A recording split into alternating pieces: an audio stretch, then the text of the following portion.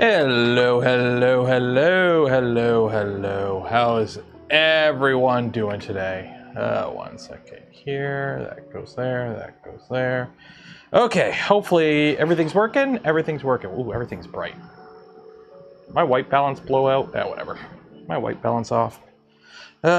Move some stuff around in the room so everything's kind of... No, right there. Right there. There we go. Good enough. Okay. Hi. Hello. Hello. Hello. Hello. Hello. Wow. Everything's bright. This sucks. There we go. There we go. That's better. I have to have that one on low. That's what it was. Don't hurt my shoulder. Yeah, I guess we should probably discuss the elephant in the room. If you're wondering, there was supposed to be a video coming out tomorrow. I couldn't film the video because I almost dropped a printer yesterday. And I almost dropped a printer yesterday because this shoulder doesn't work anymore. Simple as that. During the stream on Tuesday, all Tuesday, I had like this weird pain in my shoulder. And I'm like, oh, what the heck's going on with that? And I just, I figure I slept weird, whatever. Hi, Steve. Everyone say hi, Steve. I don't have the index parts printed yet because Steve hasn't released them yet, if you're wondering. So all day Tuesday, I had this like weird pain in my shoulder. And then Wednesday, it got to the point where I couldn't fall asleep because I had such a throbbing pain in my shoulder. It felt like a mixture of somebody just like a good solid punch after a big workout.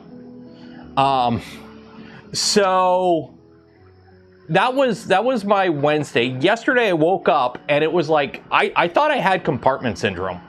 Like I legit thought, like I was panicking because I woke up at 4 a.m. yesterday, unable to sleep from just pure shoulder pain. And like it was like all down like this area here. And I'm like, oh shit, I thought I had compartment syndrome. If you don't know what compartment syndrome, look it up. It's nasty. So I brought the little guy to school and then I went to clinic and the doctor's like, he's like, okay, try and do a range of motion. So you want to see something really fun? I'm going to lift my left arm up as high as it can go. Okay? Right? Look, I got full range of motion. I can swim. Okay? I can swim. Let's move my right arm up as far as it goes. Ready? Go! About there. That's all I got. I am on prescription strength anti-inflammatories and I start physio on Tuesday because I go to the doctor and he's like, okay, do like, you see those videos where like, okay, put both arms up. Okay. Put as high as you can. And then he pushes on it and he's like, does this hurt? Does this hurt? Does this hurt? Does this hurt? And he's like, okay, yep, you have adhesive capsulitis. Here's the prescription for anti-inflammatories and physio, and we'll start with that and go from there. And I'm like, well, what do you mean start with that and go from there? And he's like, you have frozen shoulder. It's gonna hurt for a couple days as it locks up. And then once it locks up, you're gonna be like that for anywhere from 5 months to 2 to 3 years. And then it'll gradually thaw over another couple months and you'll get full motion back eventually. Yeah. So luckily, the pain has mostly gone away. Hooray for prescription strength anti-inflammatories and pain medicine. So it doesn't, like yesterday, I couldn't even move the arm like this. Like it hurt too much to move like this. So now I do have like motion up to here, but as soon as I get here, the muscles just like, it just doesn't. I can't, like, I physically can't move this arm up. It just doesn't. The solution is have fun for the next couple years. It's called frozen shoulder is the generic term for it. It is a thing. It's like pre-freezing 1 to 3 months. This is when pain. Then 10 weeks to 8 months, it's frozen. Is the freezing period. So and then it's like 4 to 12 months it's frozen, and then 5 to 2 years for thawing. And it's like, yesterday I could barely move it. Like, I'm hoping this is the medication. Also, I did a bunch of stretches last night before I went to bed. It hurt like a bitch. But I have some, it's not too bad now. I'm hoping, part of me is hoping the doctor was wrong and it's not what he said it was. But everything I've looked up is like, yeah. So it's called frozen shoulder. Apparently, it's very common in postmenopausal women, according to every video I've looked up. For every one guy that gets it, like 1.4 women get it. So it's more common in women after 40. I'm a male at 38, so I'm in the that sucks you got it bracket. But yeah, I had frozen shoulder, bloody painful, but it cleared in 6 months. I slipped in slow, broke my shoulder and shed all. Yeah. It's just one of those things that you can just get. I didn't even know it was a thing till yesterday. So yeah. So if you hear any random ows, or like, put it this way, the Deku tree, that's done. It's sitting on a little bench over there. I tried to move the Snapmaker U1 off this table yesterday. I almost dropped it. Like, I couldn't even move a printer yesterday. Today, it wasn't too bad. I was able to move the printer and clear up room and make, like, stuff. So, yeah, it's just... I'm lucky. Apparently, because this isn't caused by an injury, it just kind of, like... The doctor thinks I may have just kind of slept on it weird. Because I sleep on my side or my stomach. And occasionally I have a habit of like getting my arms under me while I sleep and waking up to like numb arms. So he's like, there's a chance he may have like just kind of rolled your shoulder while sleeping somehow and slept on it weird and caused like a stress that triggered it to happen. But yeah, so that's my life for the next months to years. I'm going away on a 2-week vacation in a month where I got to drive and do a bunch of camping. So I'm hoping, I don't know. We'll see. I did some stretches that helped. I start physio on Tuesday. No picking up the little guy anytime soon. No swimming, no overhand swimming anytime soon. Because again, that's as far, this is the range of motion. Like it's like that. I can't move the arm up above shoulder height. So if like Jason Voorhees was chasing me and I had to climb a fence, unless I can do this to grab onto the fence, I can't, that's as high as I can reach with my right arm. I can't grab dishes off the shelf. I have to like grab plates with my left hand. I can't like, I had to get the jar, the thing of vinegar which was on a top storage shelf. And I'm like, hon, can you go get the vinegar? I can't. Yeah, and I'm right-handed. I'm right-handed. So of course it's my dominant arm that's all jacked up too. It's like, so the past 2 days were literally me sitting in a chair doing nothing because I literally couldn't do anything. So, yeah, I identify as a T-Rex now. So because I was stuck in my chair for 2 days and I couldn't do anything, I will say the Final Fantasy VII Remake is pretty good. I'm having fun playing that with the controller. As much as I hate controllers, I can't do a mouse because of the motion of my arm. It hurts. So I was playing with a controller, but whatever. That was fun. Okay. Project Powered Exoskeleton. I won't lie, I did look up if there was anything I could 3D print for this to just kind of make something for the channel, but no. So luckily today was like the first good day I've had in a couple days where I actually can move a bit. And the anti-inflammatories are helping a lot. So the pain is gone. I just have limited motion. Yesterday, it just hurt. Like it was like a limit switch. As soon as I got near the full range, as soon as I got near like where I can max out my motion, it would just hurt, throbbing pain. And if I forced it, then the arm would just hurt for like 5 minutes after. Now the pain's mostly gone. It still hurts if I try to overdo it. But now I just have limited motion. So it doesn't hurt as much as it did yesterday. I'm hoping it's because of healing, but it's probably because of the medication. Yay, prescription drugs. But it's like, it's still gonna be annoying. It's still gonna be annoying. So yeah, how's your day going? I know it's going great because you all entered for your chance to win some polymaker filament. Every stream we do give away a spool of polymaker filament. Link in the video description. Enter for your chance. We'll be doing the giveaway at the end of stream. So what are we doing today?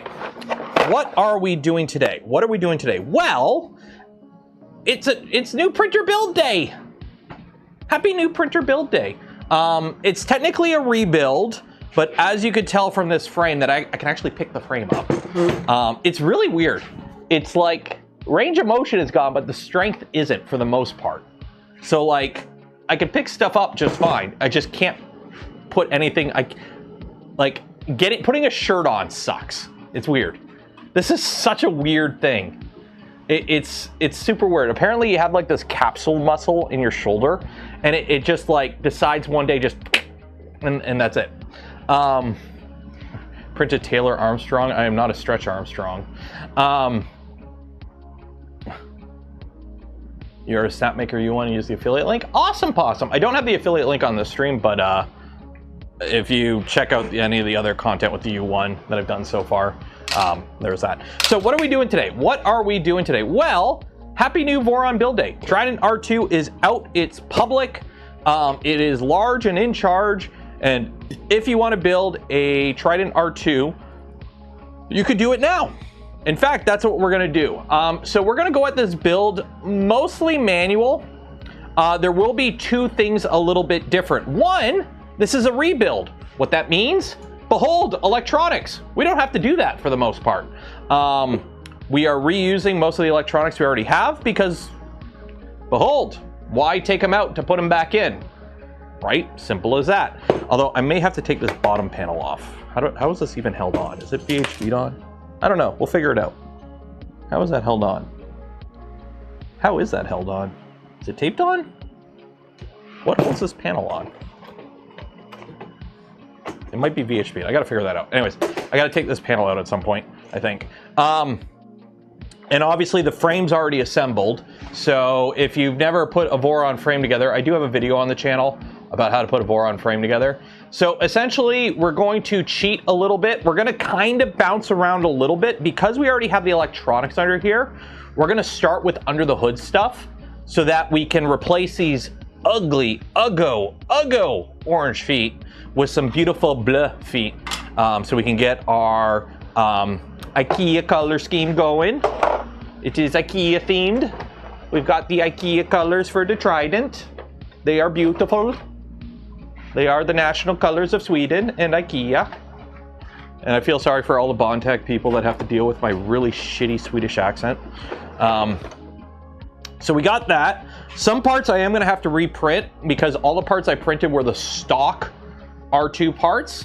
And this is getting index. We're going right to index. So index isn't out yet. I don't have a kit. So the plan is basically we are just going to build this as far as we can build it in anticipation of putting index on it. For the most part, I believe we can do pretty much the full build. The only real difference is obviously we won't be putting a tool head on it or a carriage. And then also, I do believe the front idlers, I'm going to have to reprint whatever I printed because the front idlers have to hold a crossbar. Which I have inside. I gotta go get it. Let me go get it. Let me go get the crossbar. Let me get the crossbar. I'm gonna walk and talk and talk and walk. Where did I put that crossbar? Where did I put it? Oh, here it is. There we go.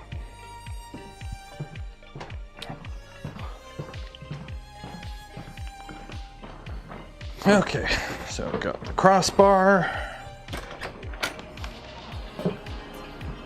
So if you do want to put an index on your Trident, you will need to source a 1515 crossbar for the front. This one I got from Steve. Thank you, Steve. So I'm going to have to cut this at some point to cut it down. But you use a 1515 for the crossbar. It has to be a 1515, just dimensionally.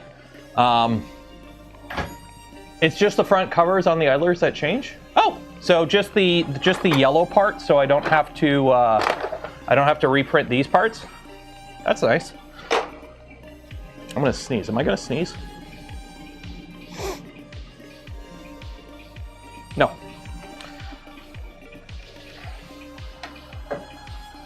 There we go. So this has already been built. This printer was already a Trident, obviously. This was a 350 FISEC kit. So this was a FISEC Trident. With it being FISEC, all the electronics ended up dying, so I replaced them all.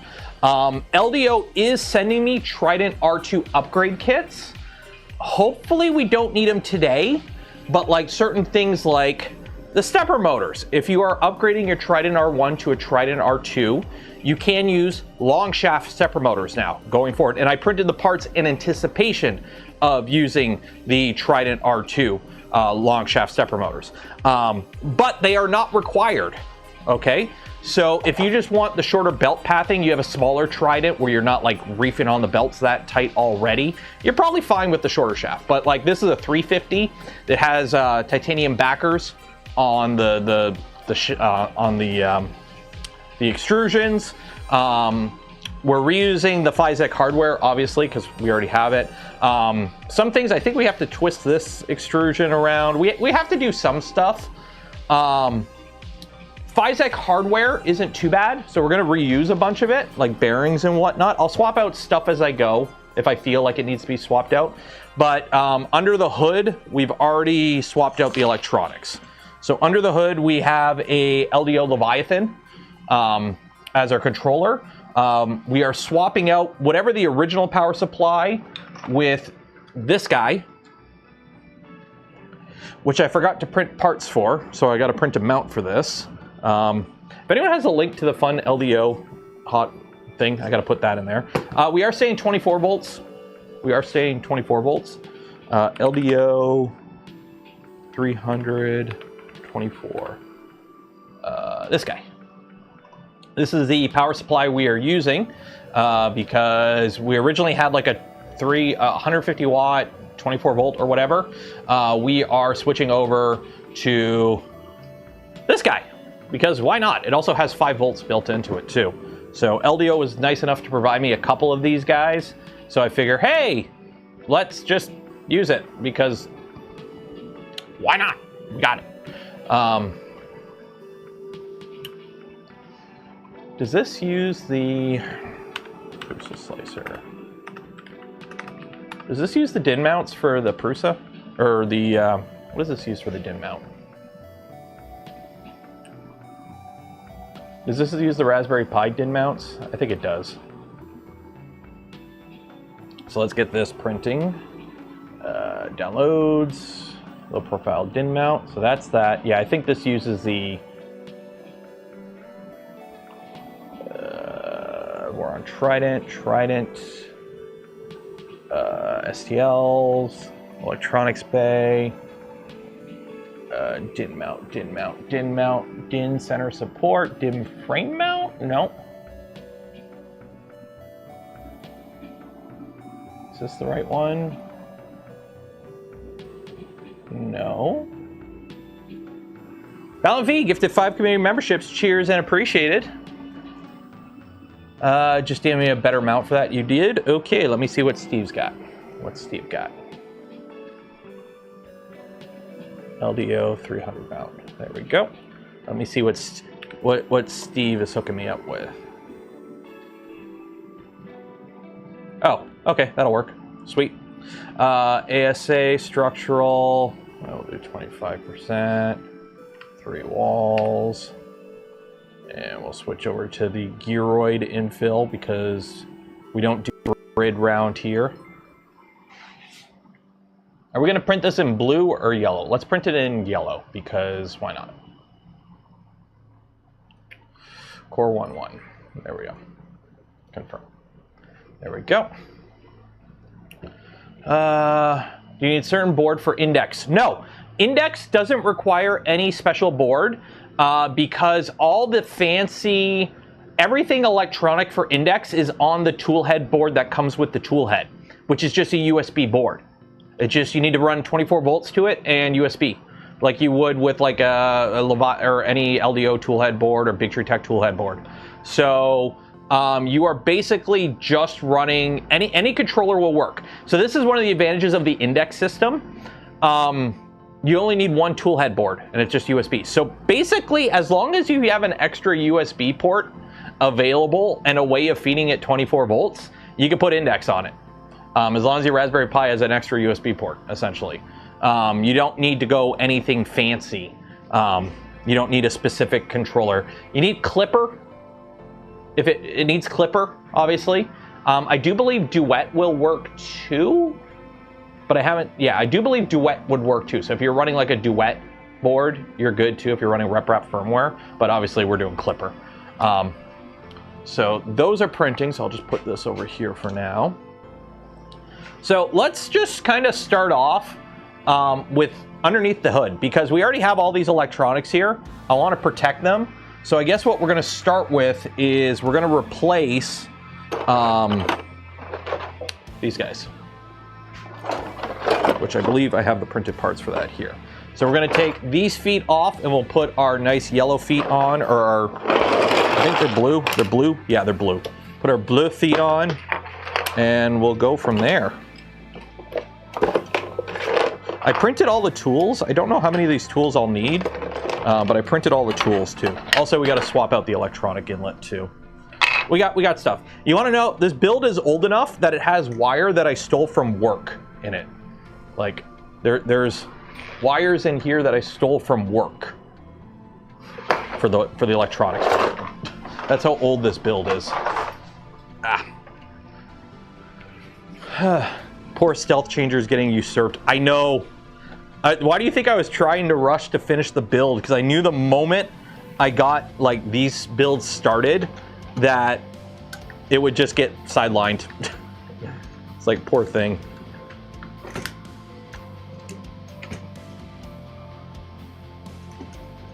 Oh, these are glue. Okay, that's okay. So that holds that on. Okay. So what else is held on? Okay. I can't pick my. Okay, you go there. I got to take this panel off, I believe. So we don't need you anymore. Also, I got to find a new screen. I should actually ask LDO and be like, hey, can I get some like 4-inch touch screens? I need more touch screens. I have so many printers that just use 12864 screens because I don't care about screens on printers. But with like everything using like multi-filament shenanigans, it's like you need touchscreens because you can't get by with these funky screens with touchscreens. So I need to get new screens for a bunch of my printers. Okay, what else is held on? I just.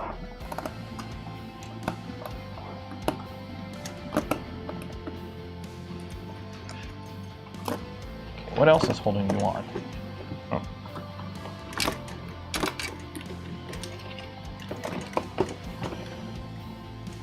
So I'm pretty sure I got to get these panels off to easily install the Z stuff.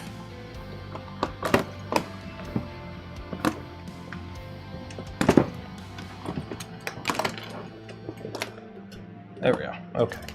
I can't lift my arm up. There we go, left hand. I keep going to reach for stuff and it's like, I can't. It sucks. Having a broken or a jacked up shoulder sucks.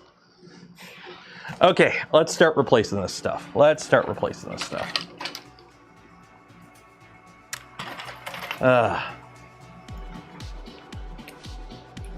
You need the short one for what? I printed all the parts of my new Trident R2. I only have M5 heat sets and long M5 instead of 6mm like long. No, yeah, you need the short ones. You need the short ones, the short heat sets. Like, I went out because I didn't know if LDO was coming out with upgrade kits.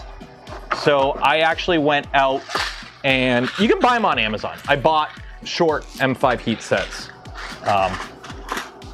But basically anywhere where we used a nut, like an M5 hex nut, has been replaced with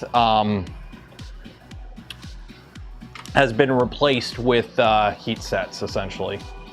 Oh wow, So we go right into the gantry on the manual. So we're gonna bounce around a little bit. We're not following the manual exactly, just because we already have electronics, and I don't want to have to take them all out. So we're just gonna swap out some stuff to start.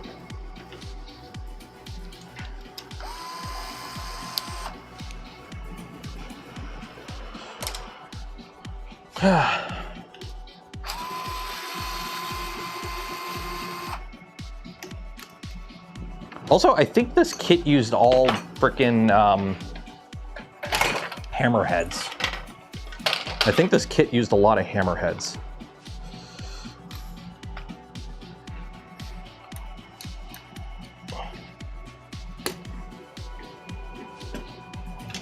What can't I?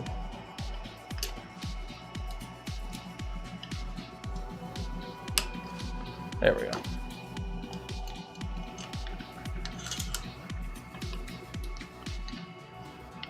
Yeah, this kit used all hammerheads. That's annoying.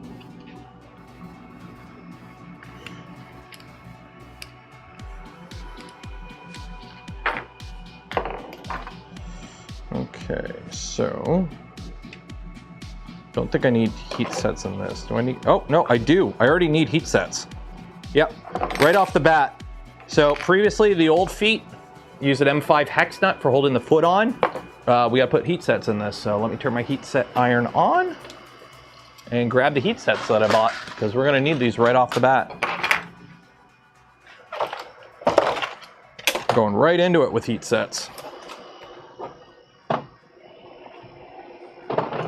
Oh, I wish my arm wasn't all jacked up. I wish I had full range of movement. Okay, that.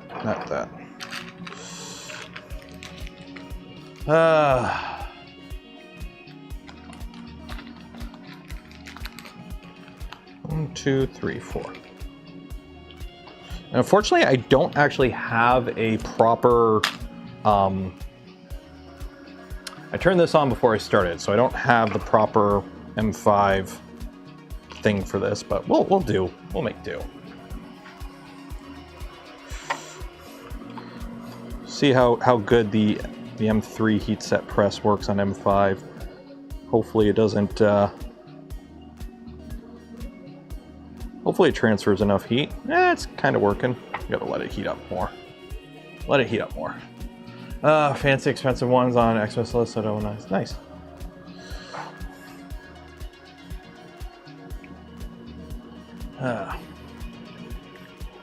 Drivers for the common sizes. I need to buy new drivers. Actually, while we're doing, I'll swap this out too while we're here.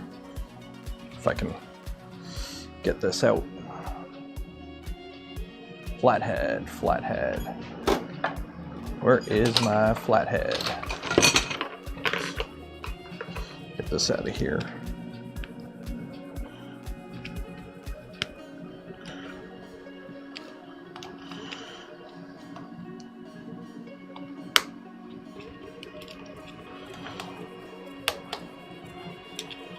There we go.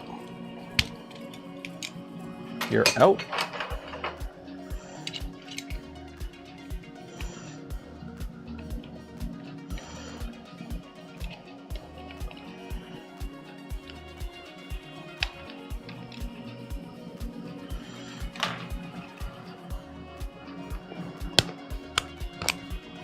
You're in.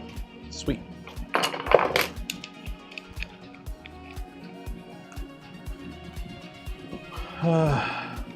Going to index. Yes. We are using Swedish colors, which is IKEA colors. And we're calling the printer Meatball because IKEA. And we're putting index on it. And I need to figure out an STL of a meatball somehow that we can print. Just for the lulz, as the kiddies would say, as the youth would say.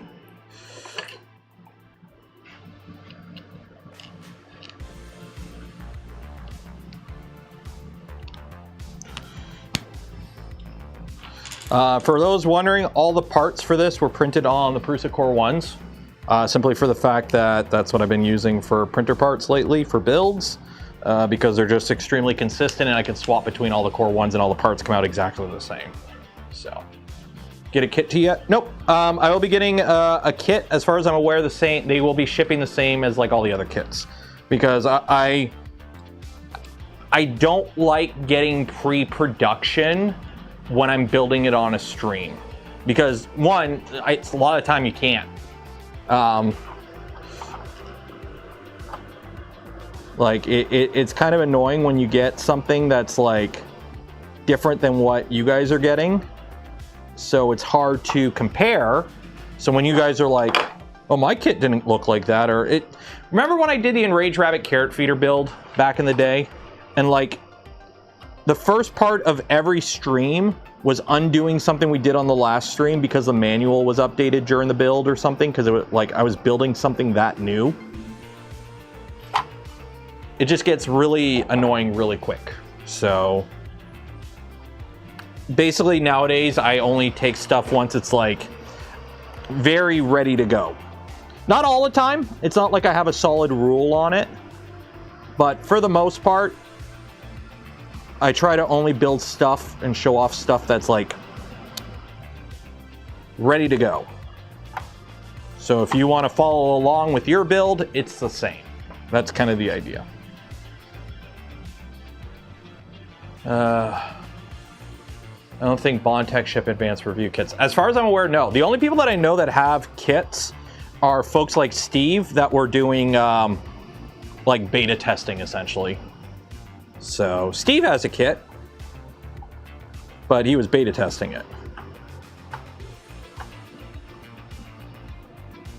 Which also helped that he was doing Index or Trident at the same time. So that, you know, the whole two birds and one stone thing. Okay, so I do not want to use frickin'. We're using proper nuts here. There we go. I'm gonna reuse a bunch of screws though, because I'm lazy.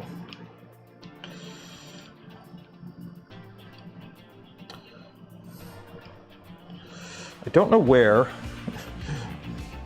How do you lose an Allen key right in front of you?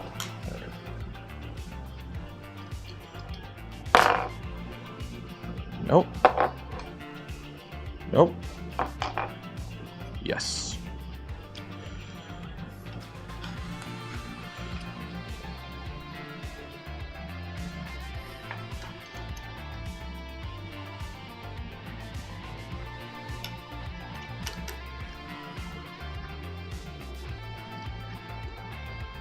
Oh, I wish my arms worked.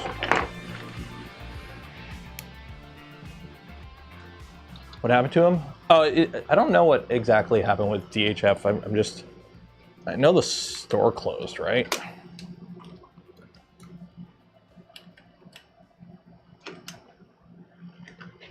Just kind of a not all businesses make it kind of thing, I guess, I think. There we go.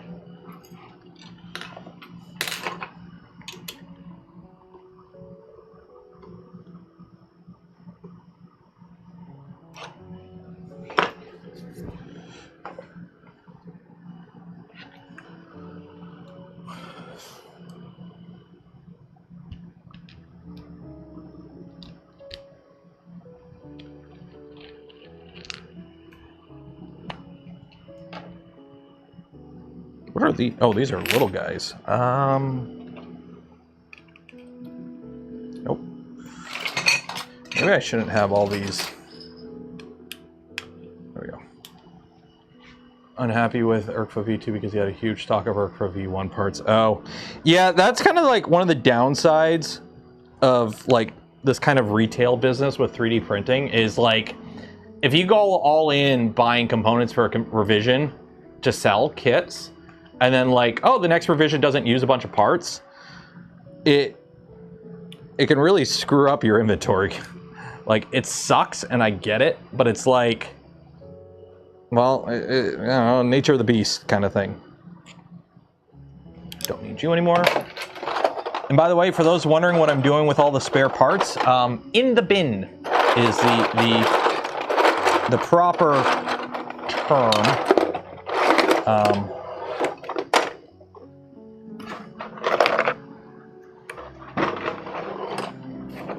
Please tell me I printed them. Oh, yeah, I did. 1, 2.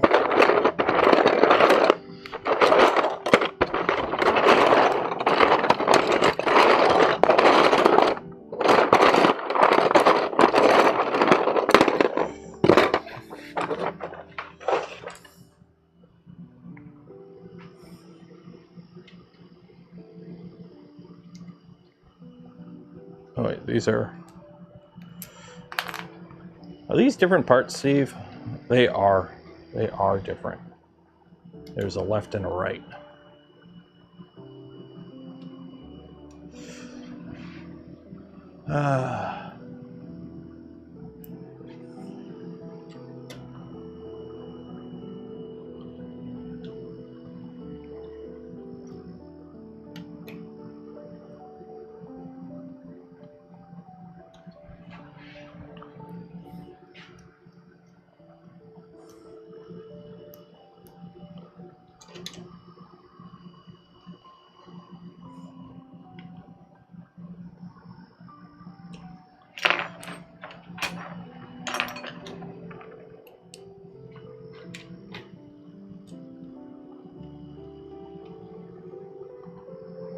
There we go.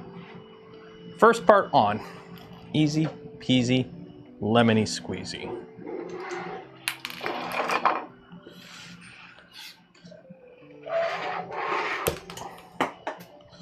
I'm gonna have stuff falling out of this the whole time I'm doing this, I bet.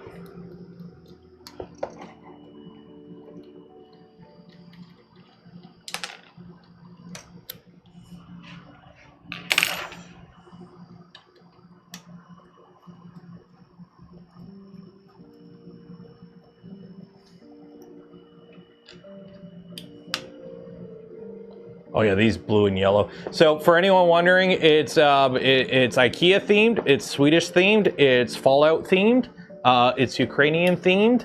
What else is blue and yellow? It's whatever you want it to be. For the finally home from Murph, sorry I'm late fun. You have fun at Murph?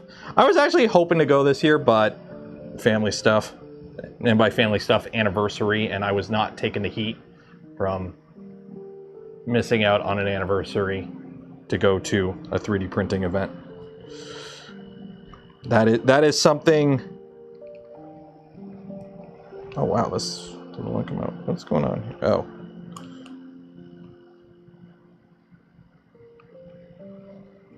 Okay, that one doesn't want to come out. Whatever.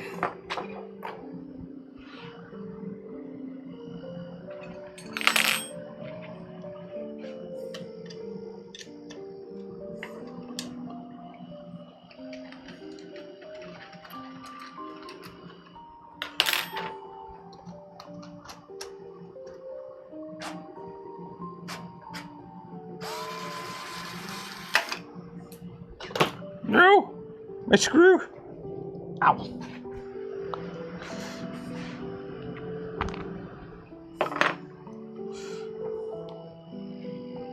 Nope. Yep.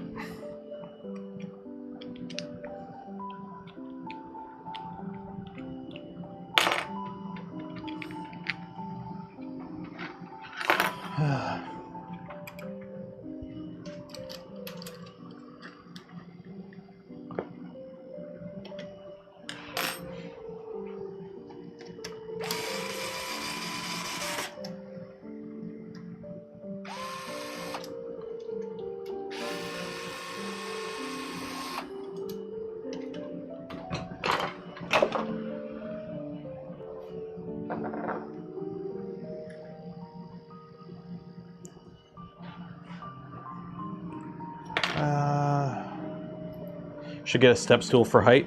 I probably should. My shoulder's already starting to hurt. My shoulder is already starting to hurt. I probably should stand on a step stool for this. Yeah.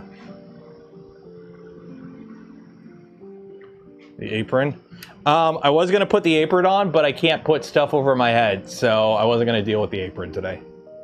Like, put it this way, you wanna know what I'm at right now? I have to get my son to help me put a shirt on, because I don't have the range of motion to put a shirt on.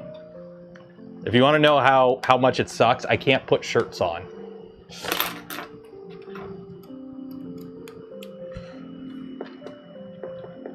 So, yeah.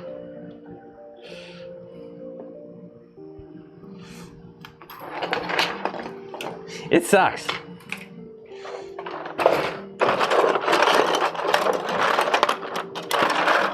Please tell me I printed a left hand and a right hand of those parts.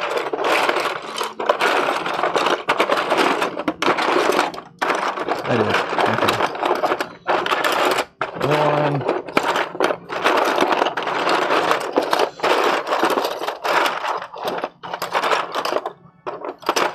I mean, it could have been worse. I was legit worried that I had compartment syndrome with the arm because the pain was like so deep in the muscle that like I legit was worried I had compartment syndrome. If you don't know what compartment syndrome is, it's like you kind of need surgery to fix it. And it's a pretty invasive surgery.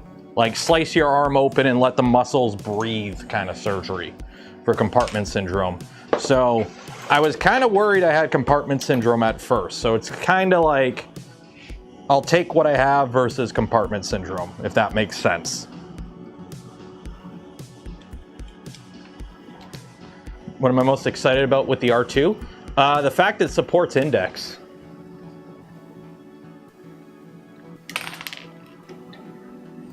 The fact that R2 supports index is, that's my, oh, this is cool feature.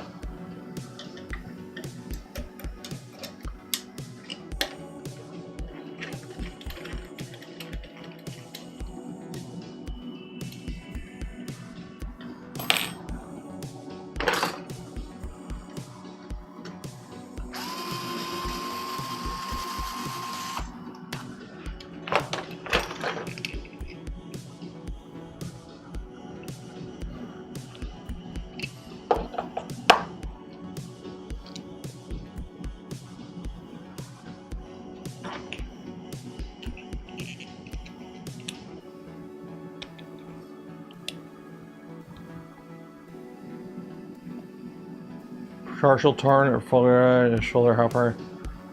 Drew, I've already been to the doctor. I have frozen shoulder. Adhesive capsulitis. So luckily nothing's torn. It's just let me keep the picture up. Frozen. And it's one of those things actually throughout the stream you'll probably see me gain motion because like the more you move it, the more it comes back. But I'll just keep this here so I can go. Okay, so see this part right here, the shoulder capsule? It's all inflamed, essentially, and swollen and whatnot. So, yeah. So if you're wondering about range of motion, I can't move this arm up higher than that while it's straight out. I could actually get a little bit more if I fold the arm in, but I literally cannot move this arm up higher than this. I can't even proper T-pose to assert dominance. Okay, I can kind of like not quite T-pose.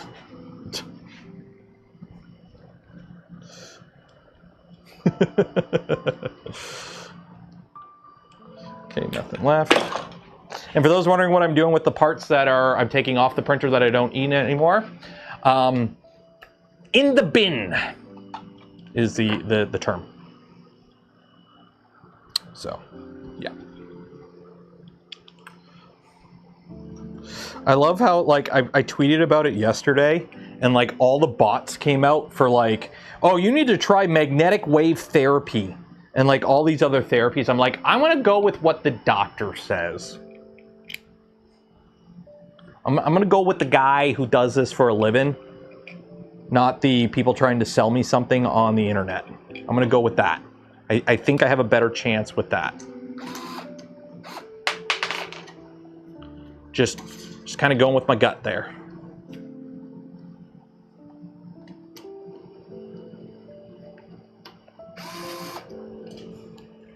Also, my family doctor is legit like an old army buddy, so.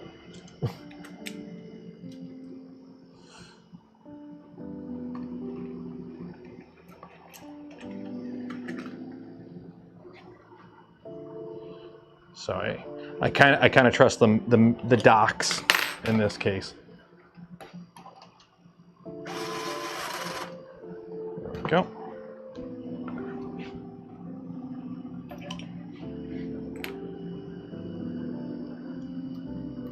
Steroid shot? Nah, I haven't done that. Right now, I'm on prescription anti-inflammatories. Naproxen, I don't know. It's basically like super strength Aleve, essentially.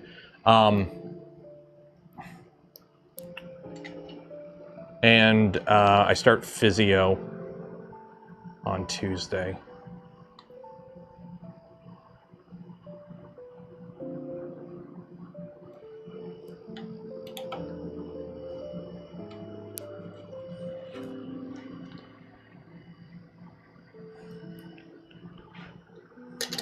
Yeah, I was kind of like, I was really worried though, because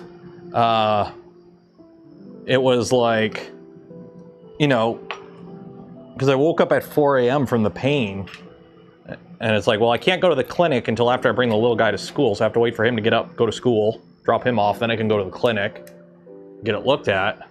And it was like, while I'm sitting there, it's like, oh, let's check the internet. Let's see what WebMD, and it's like, oh, it could be, you know, compartment syndrome. It could be bone cancer. It could be all these things. And I'm like, out of all the, like, if you're going to lose a limb, it's like, for me, it's like left leg below the knee. If you come up to me like, hey, you got something, we got to take a limb, pick a limb.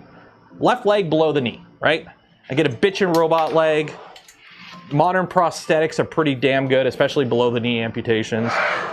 You know, worst case, take the whole leg. I can deal with that. If you got to take an arm, take my left arm. It's my right arm. I need this for things. It's like, of course, it's my right dominant arm that's all jacked up.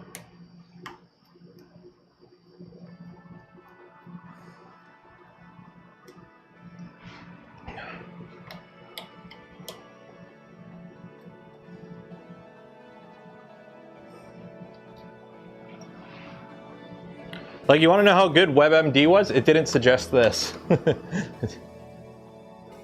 Bitchin' robot leg is brand new name. I mean, to be fair, I am playing the Final Fantasy VII Remake, which it's on sale on Steam, so I picked that up. I'm gonna confess to something, and I think I'm gonna lose some cred with some people right now. I have never beaten a Final Fantasy game.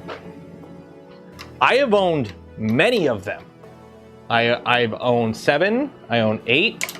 Oh, okay, 7 and 9 I bought on PS3 when they had it, like that thing where you can buy like PS1 games emulated on a PS3. So I've played 6, 7, 8, 9. I used to own 10. I used to own 12. I played 14 for a bit, but I have never actually beaten a Final Fantasy. When I was a kid, I used to hang out with a friend, and I'd just go over to his house, and this was back in like the late 90s.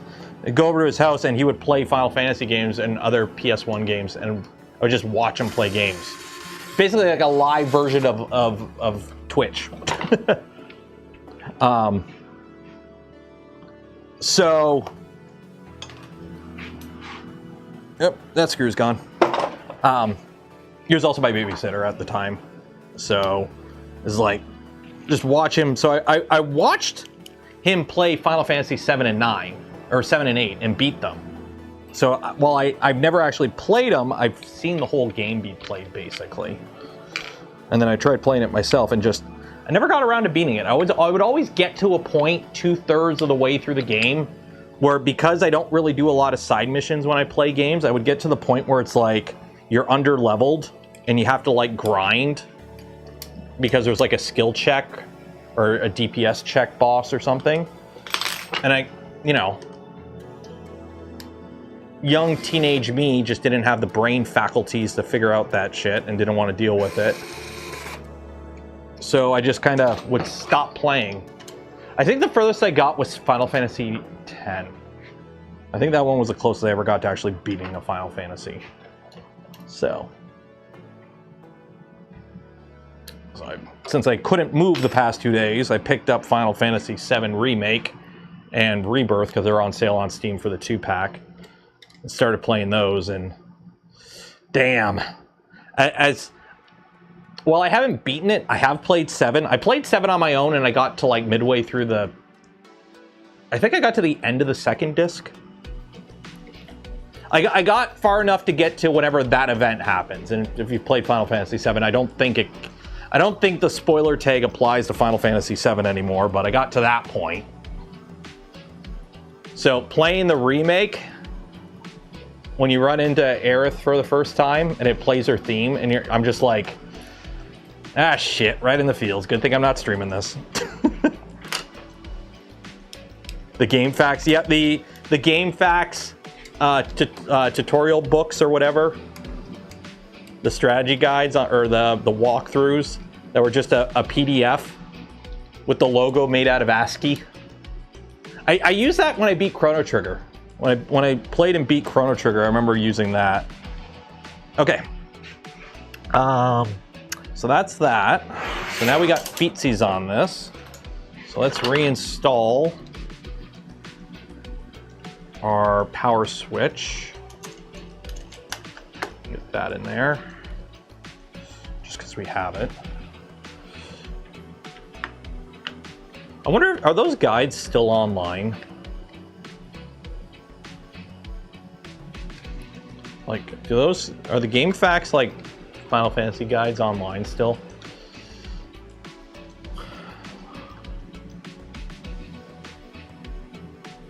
Yeah, why pay for the strategy guide? I mean, to be fair, a lot of times back in the day, you kind of had to buy the strategy guide because, like, so much, like, if you were to go back, like, put it this way, my son, okay? I'm making him play some old games. And it's like, certain things we just kind of took for granted that we knew. Like, especially like Ocarina of Time. There's so many things in Ocarina of Time that would take forever to figure out. But you knew what to do because buddy at school told you what to do. Or that one kid had the gameplay guide, had the manual or whatever, and explained it. There was so much in those games that was like easy to not know what was going on. Okay, so we've got our new feetsies on. Let's get back to the manual now. Let's get back to the manual and continue on where we need to actually be. I need more boxes. Let me grab a box for all this. Do I have boxes? I cleaned up a bunch of these boxes, so I actually, you know what? Polymaker filament, you will be freed from your box. So I can use your box for all this stuff that I don't need right now.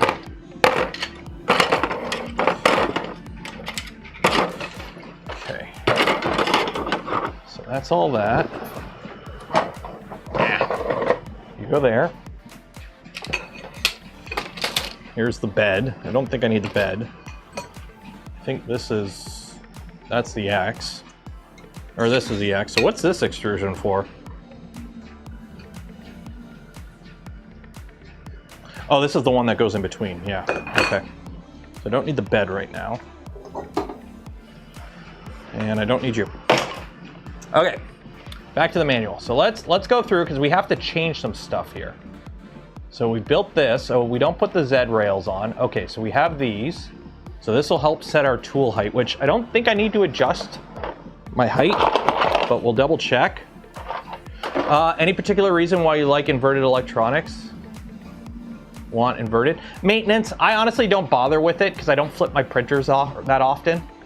Like, I just kind of build them stock because I'm lazy. Okay, yeah, that works. Yeah, so we're good on those. Yeah, we're good on that. So these ones I don't have to remount because they're mounted correctly. Okay.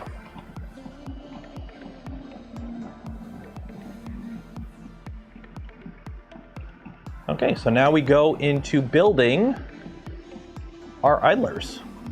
So Steve, if you're still here, the only thing I have to reprint is this guy, right? So I can't do these, but I can do these guys, right? because these got to be replaced. So I can build it up, I just can't put these guys on because these guys need to be reprinted for that. So let's actually move this off. If I can, there we go. Put you right over here for now.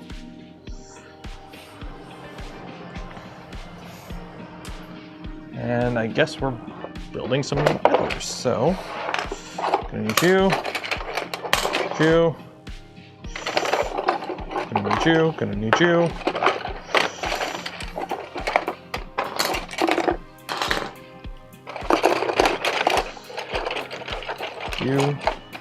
You.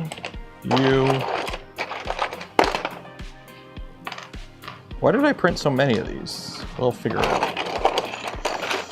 You. And if you're wondering what colors these are exactly, if for whatever reason you want to know, LDO blue, and this is just Prusament yellow ASA. It's just yellow. And we got to put some heat sets in. So we got to put heat sets, one in the middle it looks like. I'm assuming this goes in the middle and then these two go there. Okay. I'm actually kind of running low on heat sets. I got to restock my heat set inventory.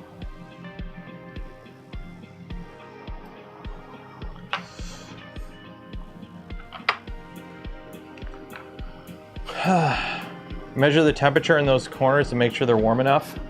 Ah.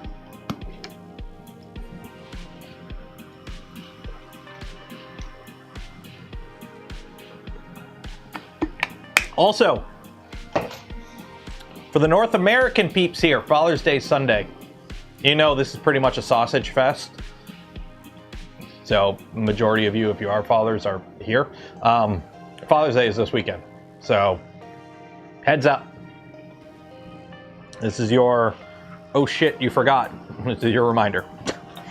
So obviously I'm not going to waste heat sets putting them in these guys because these guys, we don't need these. Ooh, wow, this camera's way, well, I was using it for builds. There we go. So there we go. So we can't use these guys because these guys got to get reprinted whenever Steve sends me the files for index compatibility. But everything else, these are the same, and these are the same.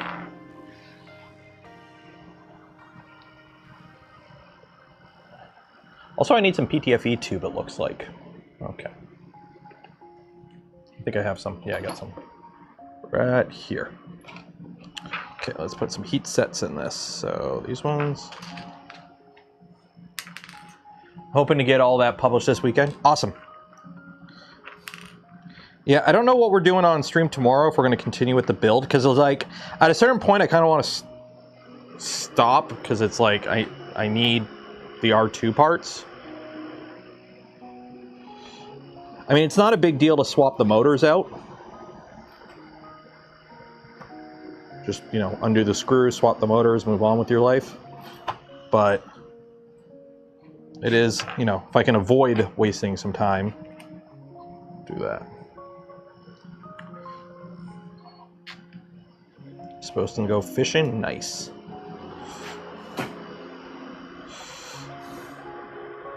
I gotta figure out if in Canada here, if you have a provincial fishing license, like I have an Ontario fishing license, if I need one for other provinces, if I'm like on vacation and I want to fish, or do I gotta buy like a temporary like fishing permit or whatever it's called?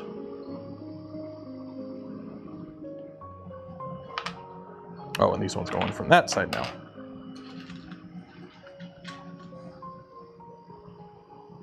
Why am I not using the classic Voron theme? Because I've used that enough over the years. I don't think I've ever actually built a Voron red and black. I don't think I've done, I mean, technically, like I got one that's like a dark red and, you know, carbon fiber black. Because it's your printer, build it however you want. Plus, in this case, it's going to have index on it, which is from Bondtech, and Bondtech is Swedish, so we are printing it in the IKEA colors.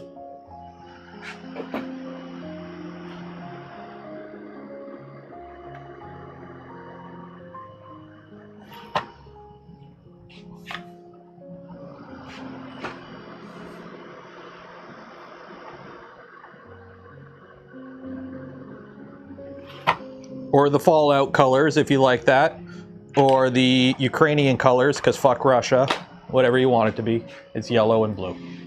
Okay, so we've done that. We skipped this because we got to reprint this part, so we're not going to waste it. If you don't know how to use heat sets, oh look, there's this video by this guy here that tells you how to use heat sets. Okay, God, that video is 5 years old. Okay, and now we have our new bearing thing. So let me grab some F569. Do I have? I do have some. We'll give you some newer bearings. So we need an M516. So these are all the screws I took out of the old printer. I'm gonna just grab stock because I am not dealing with that. M516, unless I have to. If I have to grab from inventory, I will. But if I don't, I don't. Do I have M5 shims? That's actually a good question. I might not. Do I have shims? I do have shims. I do have shims. Precision shims. Okay. So it's a bearing stack. So you got your M516, M5 shim, bearing, M5 shim. Easy peasy, lemony squeezy. An M518 pin can be used instead of the M516 button head cap screw. So if you want to be one of those people that like pins instead of bearings or instead of screws for your idlers, you can do that. And let me see what I got. I don't think I have anything pre-cut though, because I have a whole bunch of M5 dowels from like previous builds over the years, but I don't know if any of them are 18 millimeter.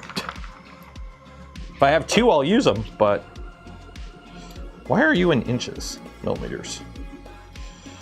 You are 25 millimeters. Yeah, I don't have anything that's 18.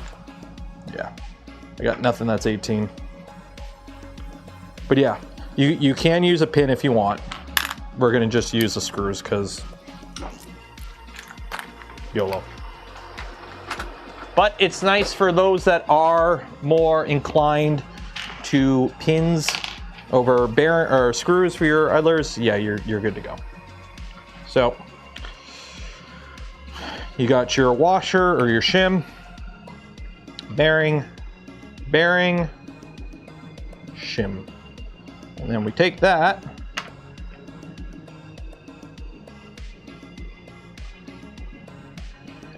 there you go.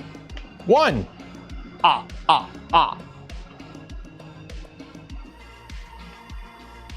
Don't I have a mill? I do. I mean, I've got a Carvana or whatever it's called, Carvera.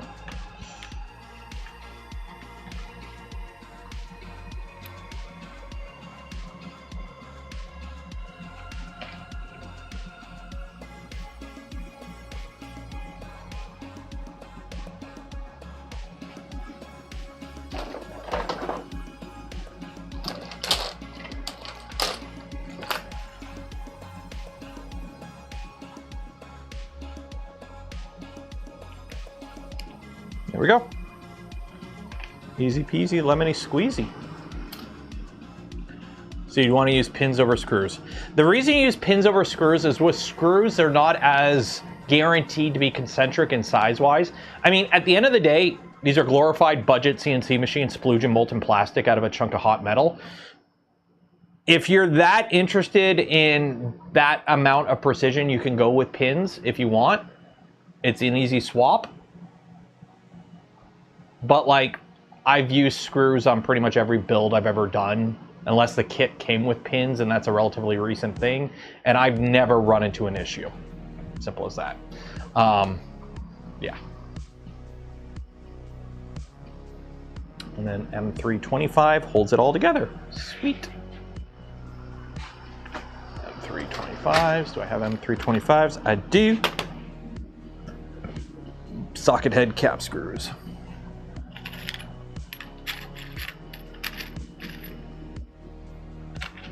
They're a bit of a mix, but whatever.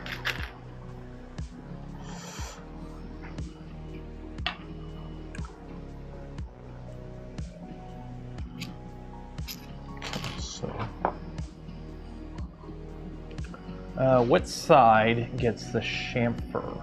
That is the question.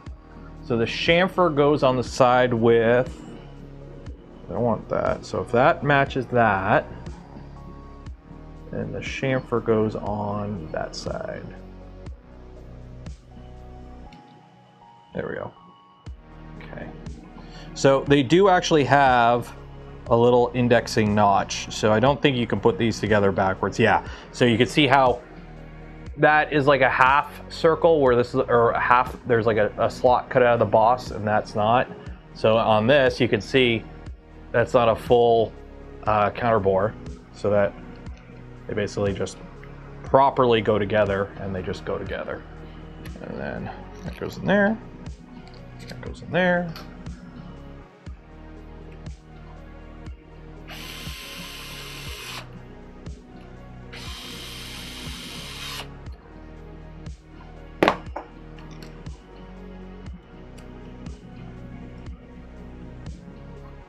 There we go.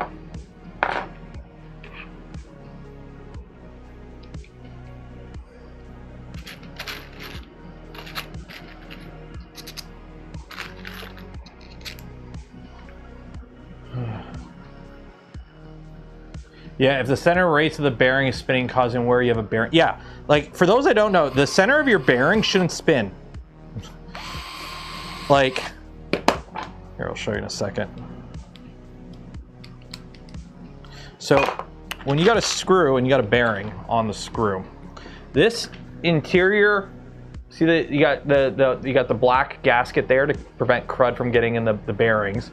That inner pin, like that doesn't spin. That doesn't spin. So when you have it on something, okay, that interior metal part that's contacting your screw doesn't move. It doesn't move. It shouldn't move. If it is spinning and rubbing on the pin or the screw, something's broken. Your bearing's shot. Okay, so that slides in there, and then we use PTFE tube, it looks like. So match that up. Oop, go up. Because we use PTFE tube with a 3mm ID, 4mm OD. This way it has a nice, it slips and slides. You'll see. You'll see. So we put that in.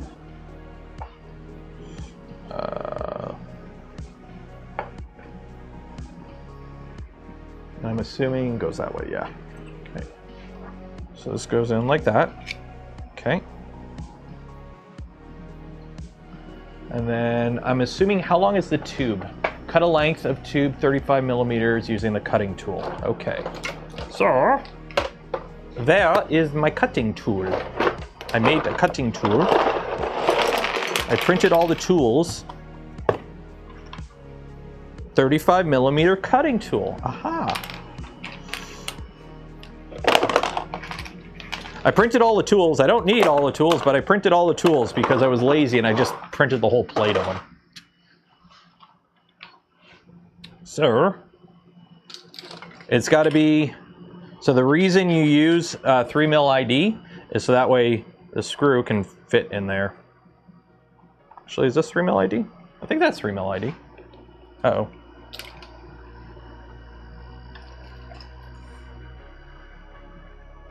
Yeah, that's 3mm ID. Yeah, that's 3mm ID. Yeah, that's 3mm ID. Screws in. Okay. So put that in there, and then where's my knife? Where'd my knife go? I'm walking around like a frickin' T-Rex. Yeah, that'll work. That'll work. Are you sharp? Eh, sharp enough. I hate this stupid shoulder injury.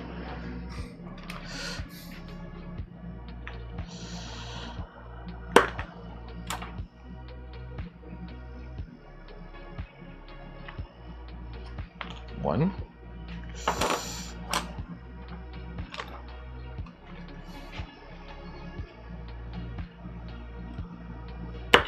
Two.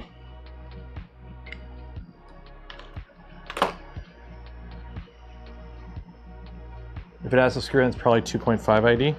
I mean, this... See, now you're making me second guess. So I don't know what I have for PTFE2. Yeah, every tube I have looks the same. I don't... Maybe... It's on the ground.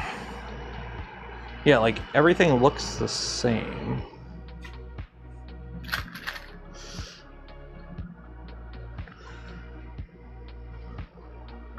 Yeah, like, it slides in a bit, so that's got to be the same.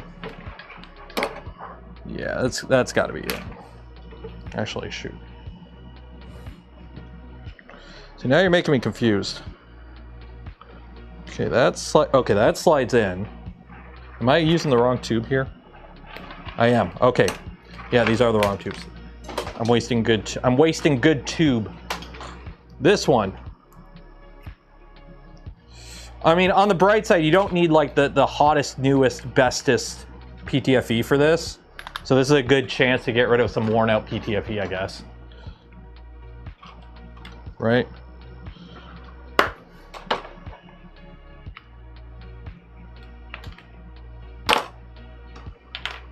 Oh, well, okay, maybe not that worn out. Let me clean this up. There we go.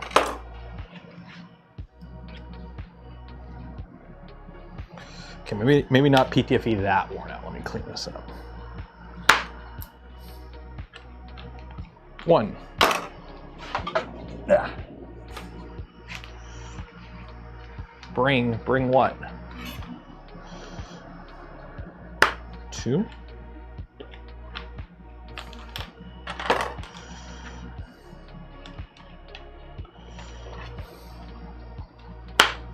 Three. How much room, like how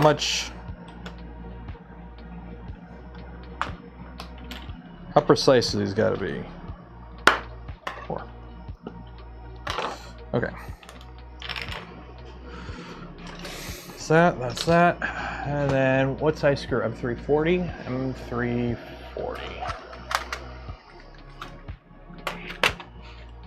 And how do these go in? So that goes in from the front, and then the screw goes in from the back. Okay. So, oh yeah, there's clearance.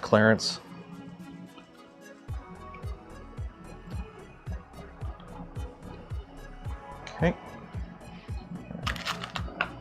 Double check that these are 40s. I don't know where my...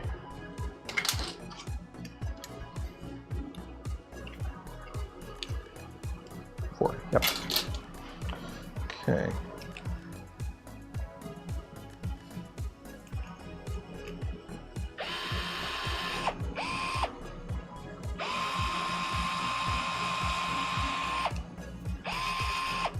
Quit spinning on me.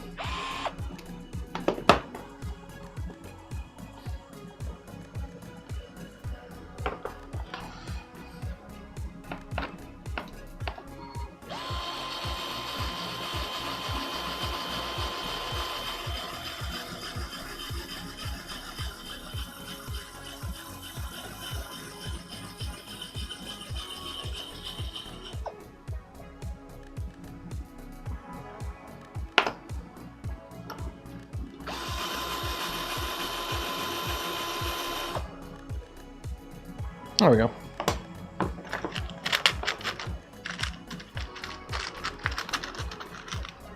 Okay, let me do this over something that doesn't destroy my desk.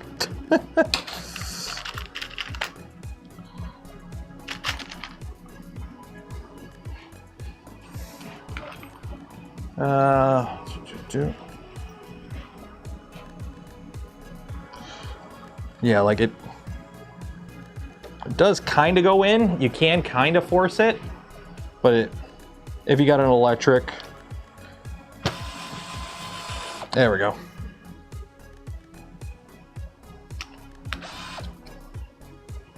Okay, one.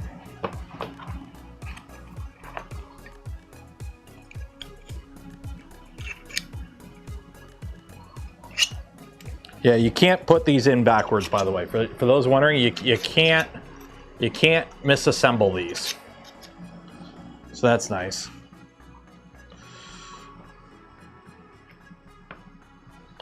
But the PTFE, if you're wondering, the reason you have the PTFE in the screw is there to hold it together, right? The screw just clamps onto this and holds it tight. But the PTFE is so that when you adjust this, right, back and forward, you have a very consistent bearing surface for this to slide on that is friction free. Because that was something that was a problem where when you were tightening your adjusting your tension, it was very easy to cock it.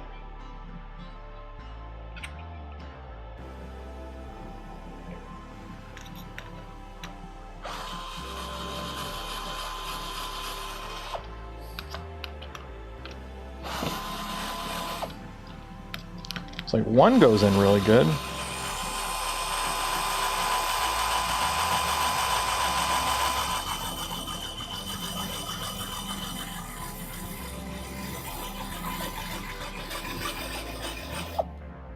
There we go. There we go.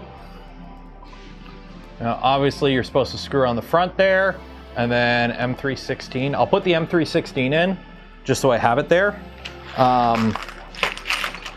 But this won't be permanent because I'm not screwing this front plate on because I need, I can't, because we're going to be replacing it anyway. So I'm not gonna, you know, waste heat sets putting it on something that doesn't need it. So 316s and 3 washers.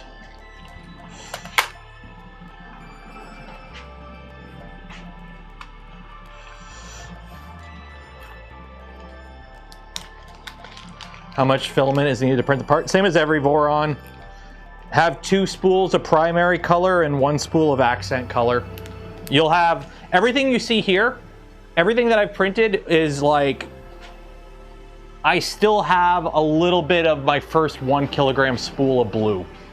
So get 2 spools of your primary color, 1 spool of the accent color. You'll have more than enough. Simple as that. Simple as that.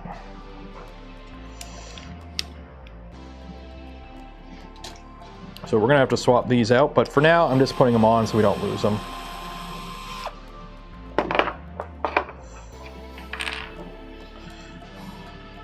By the way, I do like how these are socket head screws and not cap head screws or button head. I much prefer socket head everywhere you can for smaller screws. For the bigger screws like M5s, you kind of want the flathead for more surface area because you're torquing them more. So you're putting more surface area on the plastic part, you're less likely to crack it. But for the smaller screws, it is way too dang easy to strip the heads of like a M3 button head. So it's nice that these are now sockets in the front. And there you go, there's your front idler. 4 parts. 1, 2, 3, well, 4. Yeah, 1, 2, 3, 4. 4 parts for your front idler. There you go. Front idlers are done. Okay. And then we have an M38 in the back. A cheeky M38 in the back. Do we do 2? Oh, just, yeah, 1 on each side. Yeah. That's for the rail stops. Okay.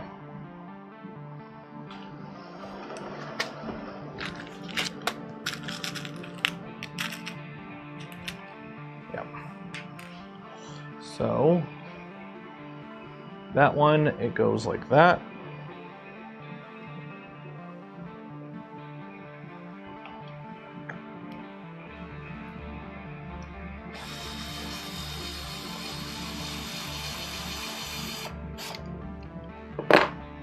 Yeah, so you got 1 in the back there. Check your work. And then on the other side. So if that one's like that, this one has to go.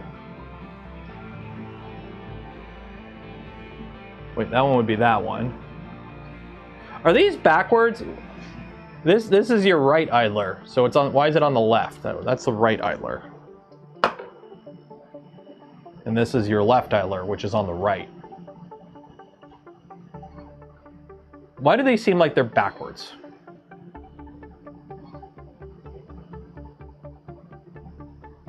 It seems like they're backwards.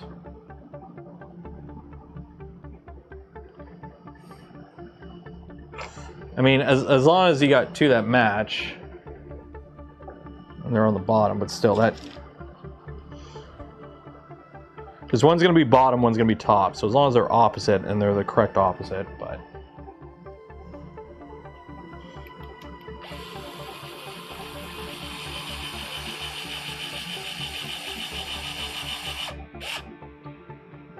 There we go.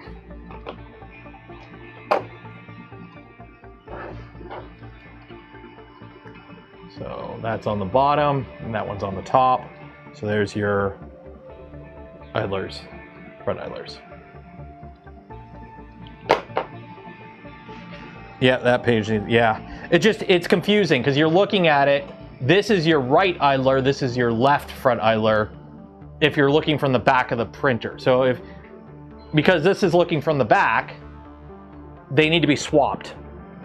Because this would be correct if you're looking from the front. But it needs to be correct relation, yeah.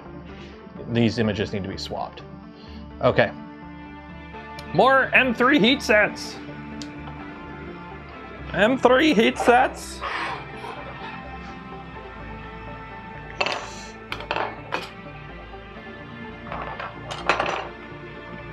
I gotta get my heat gun. Where's my heat gun?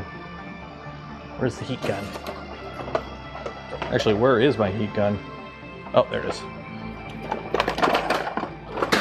I gotta clean up some parts that are a little messy.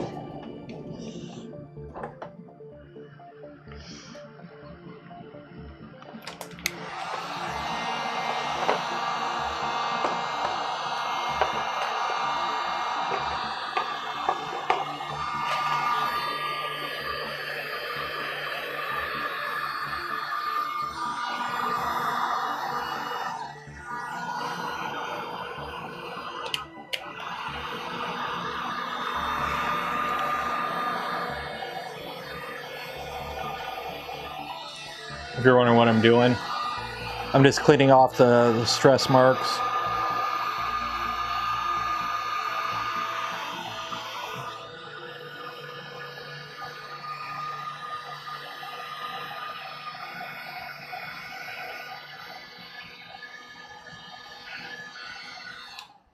Easy peasy, nice and clean.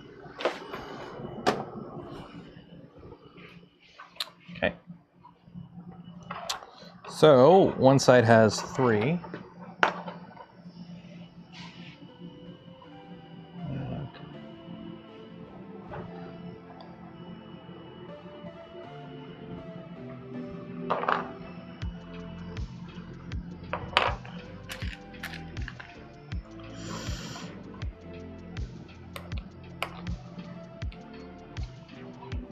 Do both these at the same time, because I'm assuming the same ones get heat sets, so we'll just do them both at the same time.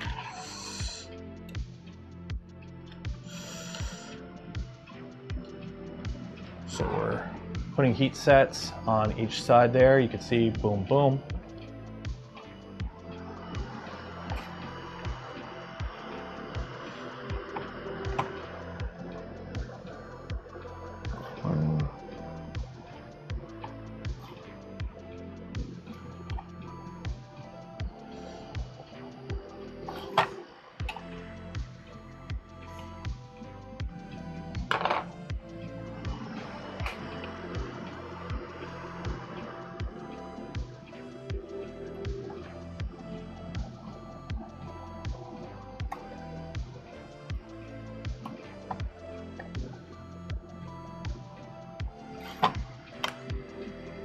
Go. If I make a mistake, it's content. This is true, but I try to avoid that as much as possible. As funny as it is, I do try to avoid making mistakes. And then we have an M38 locating screw. Okay. Is to align the upper and the lower half. So instead of using a printed part, we use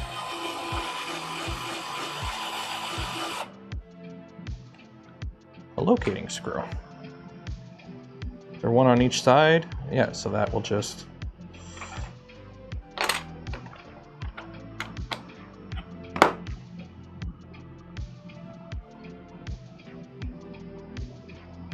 That's so cool.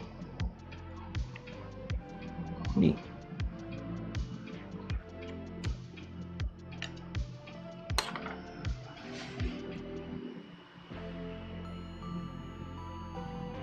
M5 heat sets on that one.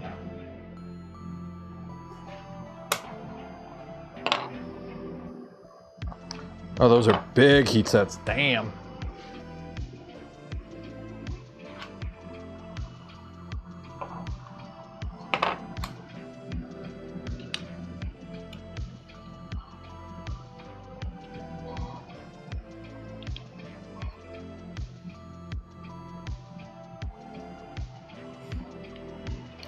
Wait a minute, yeah. Okay, so M5 heat sets, I'm assuming 2 and 2. So we can do this on both of them at the same time, save a little bit of time.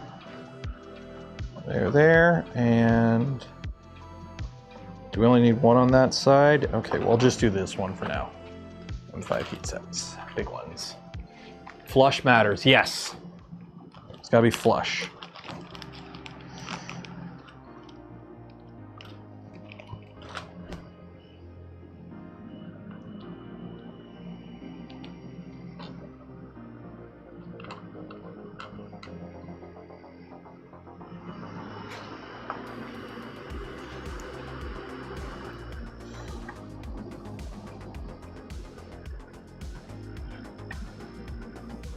So a good way to make it flush is after you sink it in, is just flip it over and push it on a flat surface. Make sure it's flush.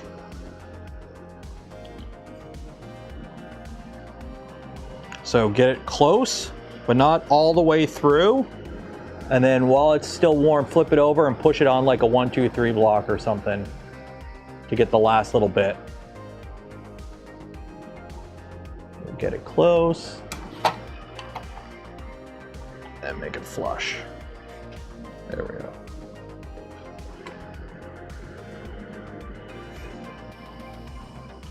There you go. Because if you look, see how we got them on the top there? This is why they have to be exactly 5 mil. They can't stick through the bottom. They can't, focus, there you go. They can't stick through the bottom. They gotta be flush. Oh, we got another locating screw on that one.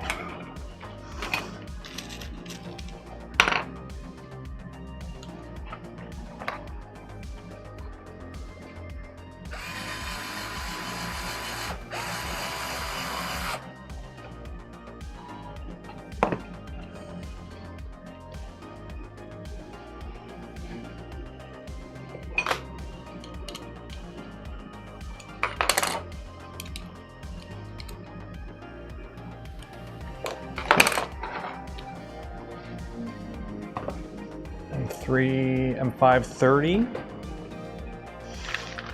Nope.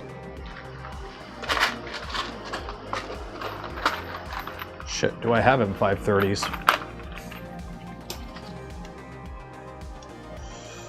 I do. 2 of these.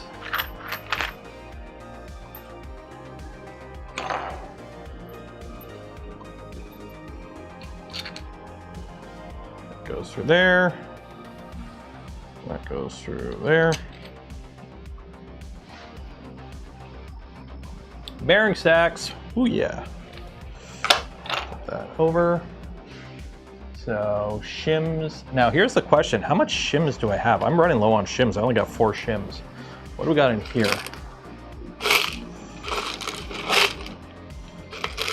Yeah, they're in here. I gotta dig through that. Okay, what do we have for Any more shims? I do not have more shims. Dang it. So we're gonna have to reuse. Because the shims are not washers. The shims are like 1 millimeter thick.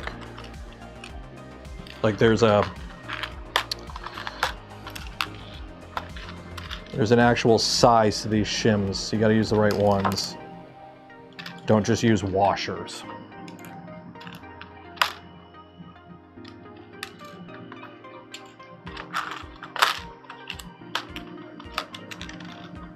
What I may have to do. Yeah, those are 1 millimeter shims. 1 mil, these ones are good. 1 mil, these ones are good. Yeah, 1 mil. So those ones are all good. Okay. And then I got to dig through here to find more. Okay. Bearing stacks. F695 bearings. Yay, fun times. So, and are they the same on both? Double bearings on both? Double bearings on both. Okay. So, to make this work, it's quite simple. Shim shim. Bearing stack. And then it's shim shim in the middle. So it's shim shim in the middle. So 2 shims in the middle. Shim.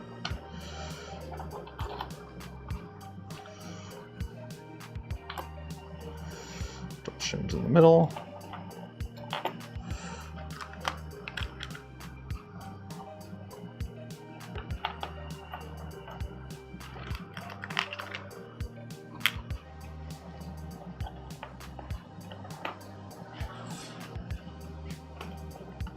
Shims on the top. There we go.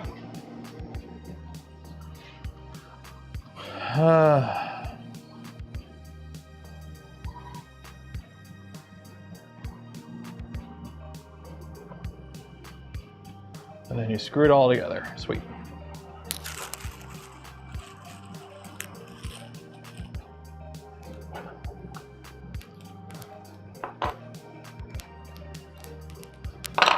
Did I grab the wrong one? I think I grabbed the wrong one.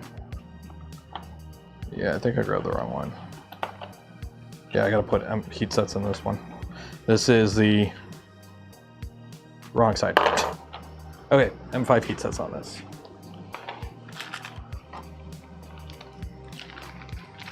Nothing better than a bearing stick. Yeehaw. I don't even think I have enough bearings left. 1, 2, 3, 4, 5, 6. I'm gonna be short 2 bearings. Awesome possum. Let's see what I got for inventory. Well, I'm not gonna be short 2 bearings, I'm gonna be short 2 RS bearings. So I try to use the RS bearings anywhere I can, and if I have to ration them, I put them in places where they're harder to get at because they seal better, so they're less likely to get all gummed up, kind of thing.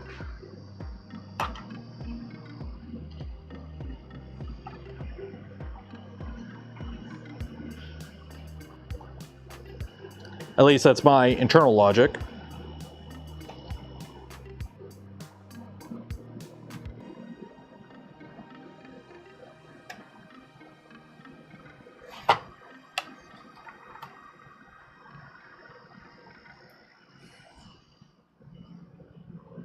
But yeah, you can see now why they can't stick out. Focus. Focus. You gonna focus? You gonna focus on that? Yeah, because if they were to stick out, it would screw up your stack. So. Oop. There's where I gotta put the...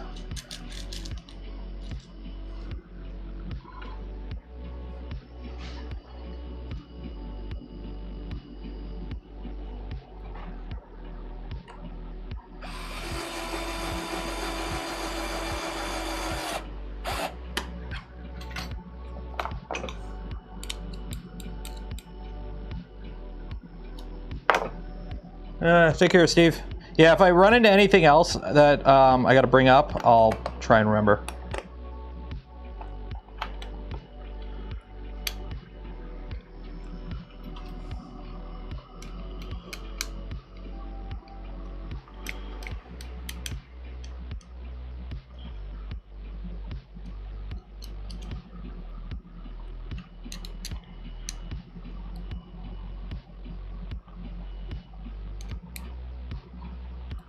Yep. Voila. Magnifique. C'est très bon. That, and then we screw it all together. And there is our... So I'm not going to put the motors in for now. Just because I'm going to have different motors to put in, essentially. So we're not putting the motors in for now. So there is one of our drive assemblies. Much easier to put together than the old style, eh? Much easier to put together. All right, so we've already traveled through time. We put our heat sets in. We got to put our locating pin in, our locating screw. And what time is it? It's 3:40. Don't forget, at the end of stream, we are giving away a spool of polymaker filament. If you haven't entered for your chance to win yet, make sure you do now. Link in the video description, enter for your chance. While you're down there, don't forget to like the smash button, ring the bell, subscribe if you're not subscribed, and if you want to help support the channel, content I create, and things I do, consider becoming a channel member, Patreon supporter, or if you're really cool, gifting memberships to others. Also, don't be afraid to go shopping, check out the affiliate links, use code Canuck on some of them, like Gamer Subs, save some money! Yeah, the heat sets are nicer because I think before you used to screw in a plastic for these. So now we have heat sets to actually lock it all in place. And no more hex nuts either. So always make sure everything moves nice and freely too when you're done. Like, it's always good to check now to make sure everything's moving, because the last thing you want to do is put it all together and realize, oh shoot, this don't work and I have to take it all apart now. And then you're gonna hate life. And so we did that. We got the big heat sets in. We got our locating on the bottom. Good there. Okay, so M530. Two more of these guys.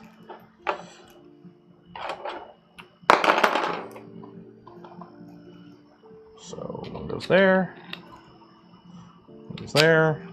Flip it over. And now I gotta play Find the Washer.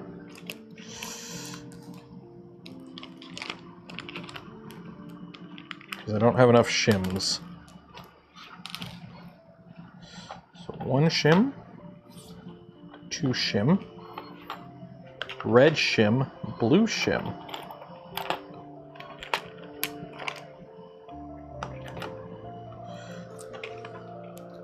Those are washers, not shims. That might be a shim. The shims are 1 millimeter thick, washers are not.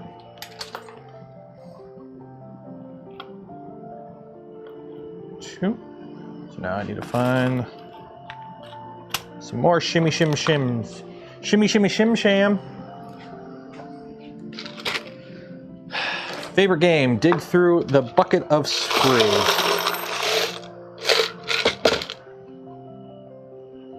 Shim. Shim. Shim shim. Shimmy sham. Shimmy shimmy shim sham. It's Friday, isn't it, right? Yeah, it's Friday.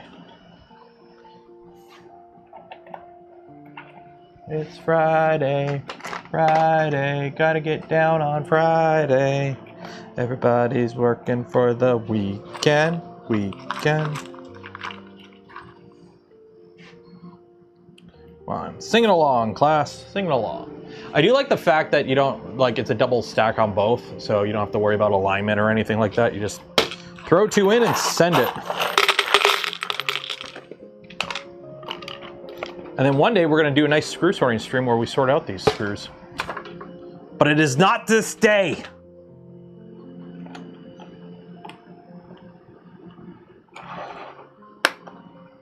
Okay.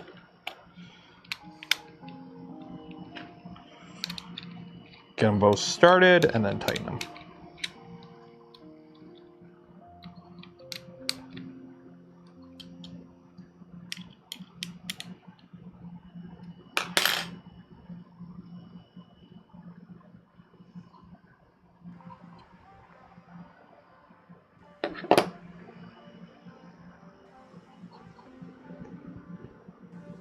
I don't like this one. This one's moving a little funky. 1 second. Does this do double shear? Yep. We have double shear support with Trident R2. That's why I'm not putting the motors in right now, because I don't have my double shear motors. Or my extra length motors.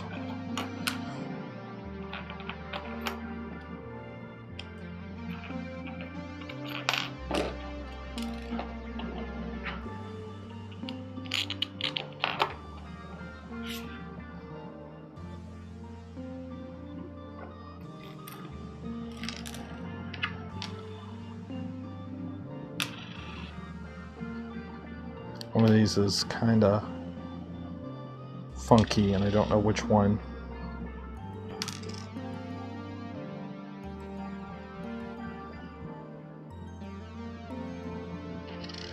One of these feels a little weird.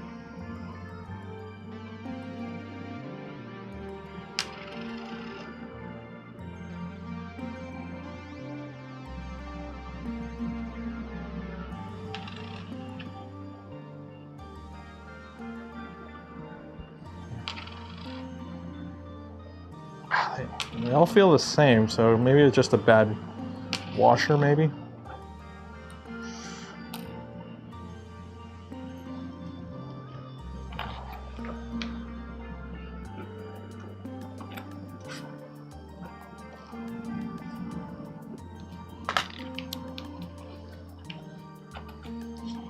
Stomach is growling.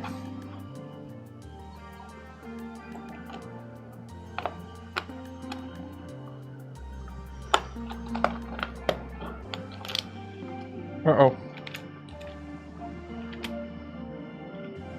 Did we lose?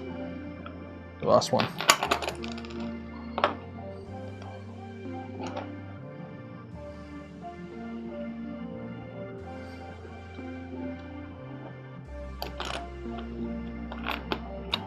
Oh, shoot. Dang it. It's all falling apart. It's all falling apart on me. Built two of them good, and then I go to fix one, and it now won't go together good. There we go. Okay. That goes there, and then there we go. There we go. It's Tuesday in your world. What world do you live in where it's Tuesday?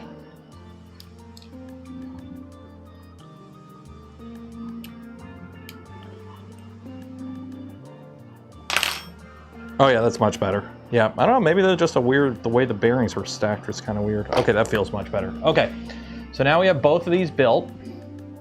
Obviously we're skipping that again because there's no point putting the motors in if we're gonna replace them. Okay, now we gotta put the frame together. Sweet, okay. Don't need you, don't need you. How many of these guys do I got left? Oh yeah, I got a bunch of F695 flangy boys in here.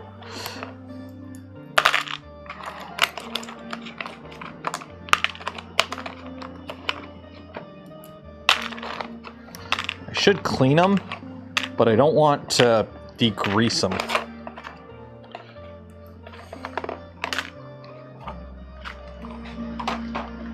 There we go. Okay. So now we install these. So let's get our frame back over here.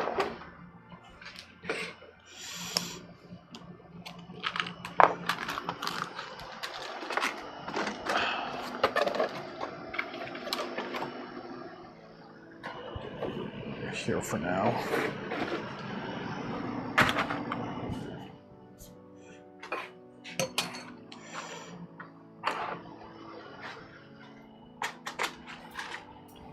Okay. My stomach is going crazy. It's like, it's time to eat. And it's like, no, I can't yet. Diet sucks, but it works. Okay, so I'm hoping I don't have to rebuild these. So I'm really hoping this all just kind of, oh, I'm gonna have to pop some of these out because, yeah, I'm gonna have to take out some of this. So these gotta come out. These guys gotta come out. So these stoppers that I have up here, there's some stoppers there. I gotta take these out.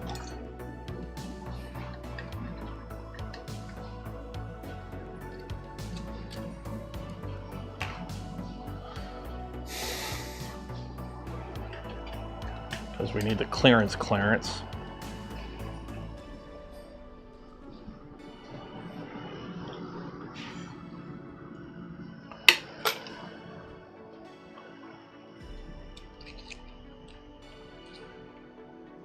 So 2 T-nuts at the front with the nuts facing forward. So we need 2 nuts forward in the front on both sides, top and bottom. So this has 4, so we got to get rid of 2 of these.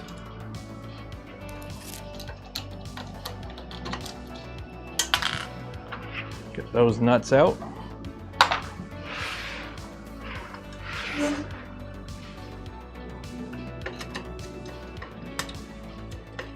That nut out.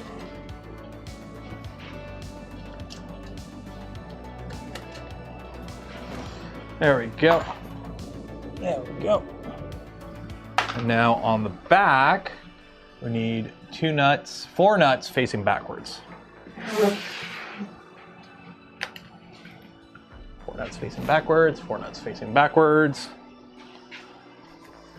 4 nuts facing backwards, 4 nuts facing backwards. Awesome, all our nuts are facing the right way. Okay. That hurt. I should not have done that. Okay, and the same there too. But I'm just missing the M5 heat set. You need the M5 heat inserts. You need them. You can't. Like, literally, we're on page 50, which isn't that far into it. Like, look on the right here. See how far into the manual? We've already needed 4 of these. We've already needed 8 of these. So you need them. You can't get too far in the build without them, unfortunately. Is this at the front? Yeah, that's at the front. So now we need, and they're facing away on the front. Okay, so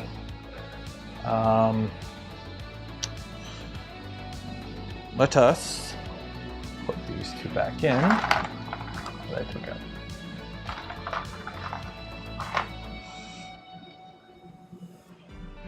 And they are facing away. There we go. Wait, no, that's the back. This is the front.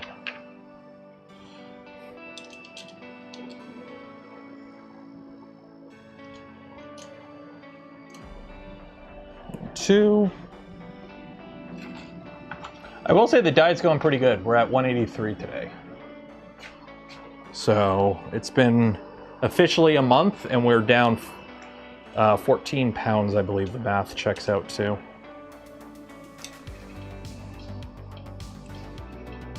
We were 197 and now we're 183. And I got 1 more month to get into the 170s. Aiming for 175 before the trip, but if that's not possible, I'll take 179. Okay, and now we install these. Just trying to match the orientation. So the easiest way, if you want to make sure you're putting it together right, just make your printer that's sitting on the desk look like this. So this one, we're putting this in here, and it slides on, and then the idler orientation. The rail stop screws you installed in the front. Idlers need to sit on the bottom side of the extrusion. Okay. So that just goes in there. Okay. So let's line up these screws and screw the screws in screwingly.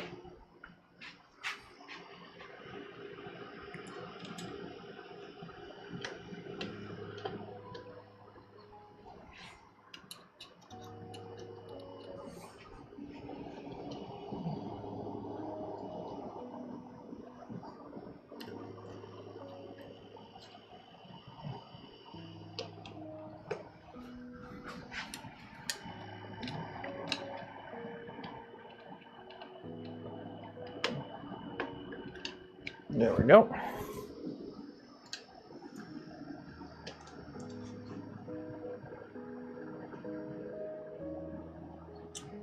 Okay, and what do we use to hold these in? M510s? M510s. M510s all around.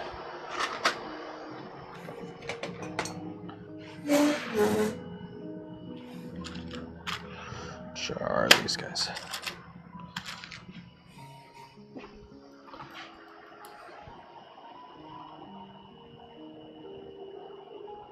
We'll attach the front ones first.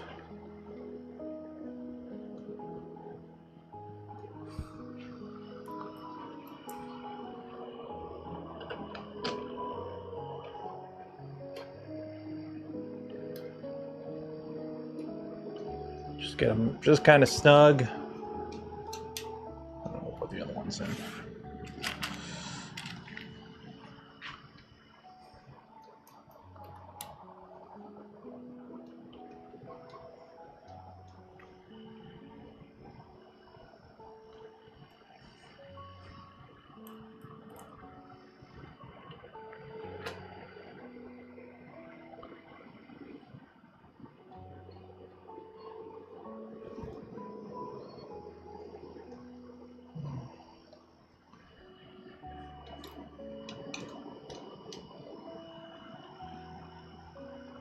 Go.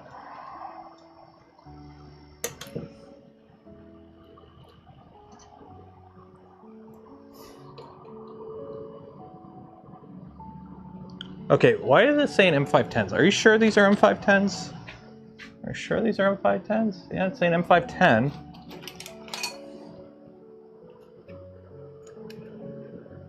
Those are M512s. Why do I got M510s in my M512s?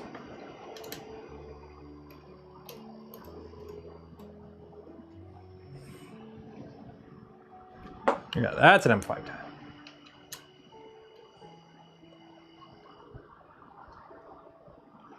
There we go.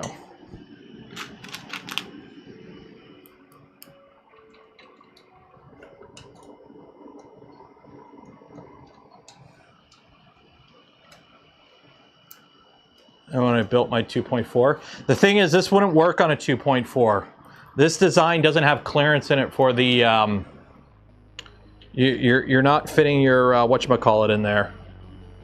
Your Z belt. The Z belt ain't gonna fit. There ain't no clearance for the Z belt. So this normally on the previous Trident R1 is based on a 2.4. Trident R2 is its own thing. The Trident R2 gantry is its own thing. Yeah, that one was right.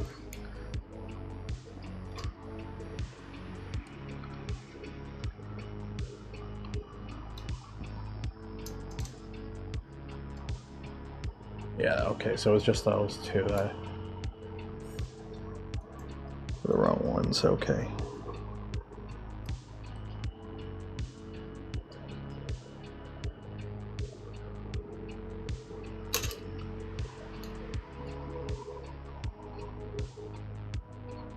There we go. Okay, well, now we do this one.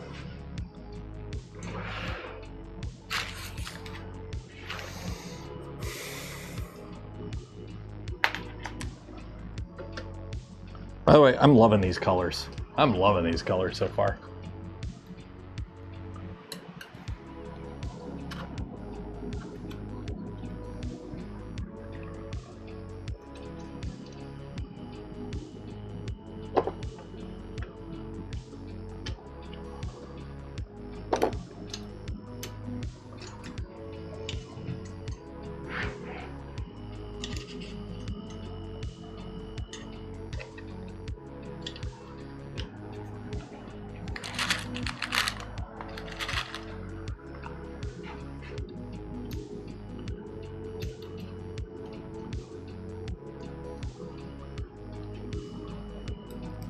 R3 needs to be based on the Trident R2.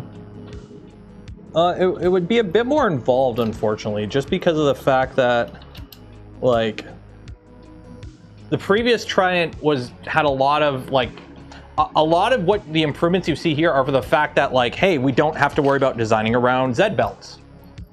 That's a big thing. It allows us to not have to put holes in this for belt clearance. Same with the front idlers. So we can kind of make it a little bit more optimized for a rigid gantry like the Trident is. But now taking some of those improvements and porting them to the V2 series is going to be a bit more work, because well, now we have to kind of, you know, we made this gantry better because we don't have to deal with some of the, I won't say deficiencies, but some of the compromises a flying gantry system entails. Like, for those that don't know, a Trident input shapes better than a V2.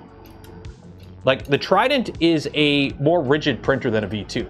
V2, you have a flying gantry. The entire Z or the entire XY flies on the Z, which is on 4 rails. So, you know, you're only going to get as good as how tight your rails are to the carriage. Obviously, there has to be clearance for them to move. That's how it works. It's riding on bearings. Nothing is like, it's not one-to-one. There is slop in the system, plus all the joints and everything. It's just kind of nature of the beast kind of thing. So that is that. So that is that one. And then we've done the other side. 310s, boom, boom, boom. There we go.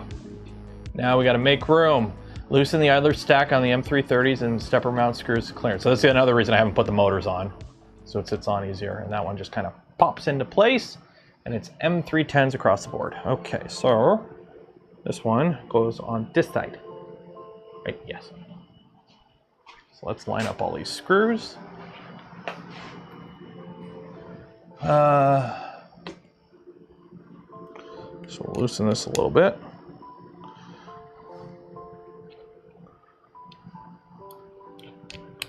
Just so we can pop it over.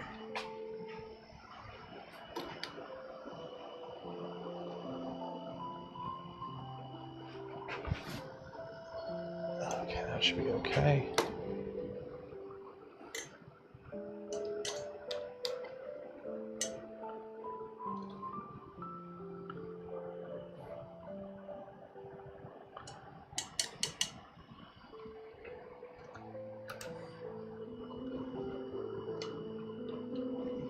Okay, and then what screws hold this end? More M510s. Huzzah!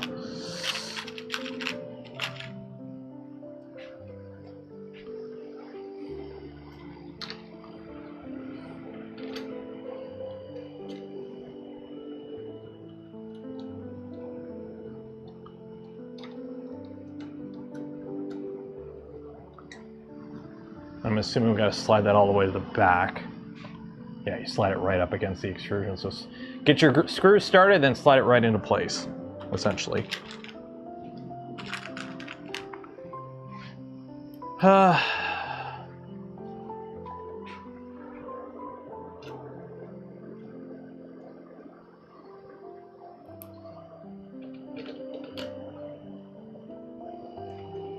we go.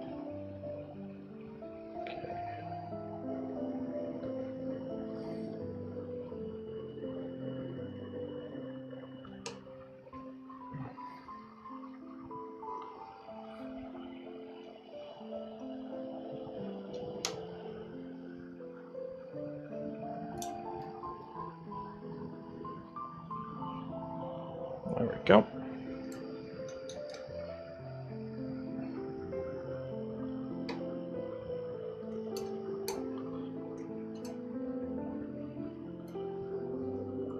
I may have to shift my rails a bit, just because I may have to move them back a little bit, just for extra clearance for the index, but for now, he's good enough. Now we do the same thing on this side. Happy fun time adventures.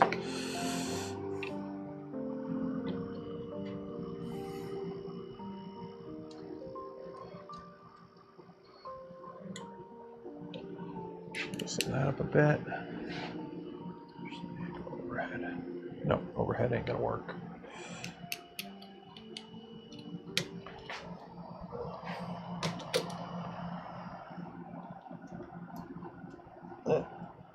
There, and you go. Shoot. Oh wait, no, you're. Why are you an M3? It's an M5 T-nut. T-nut. Not one of you. I still have like a 50 pack of the Masumi T-nuts, like the really fancy ones. And it's like, I bought them years ago, and it's like, I never want to use them because I only have so many of them. And once I'm out, I'm out. So I keep avoiding using them, so I never use them.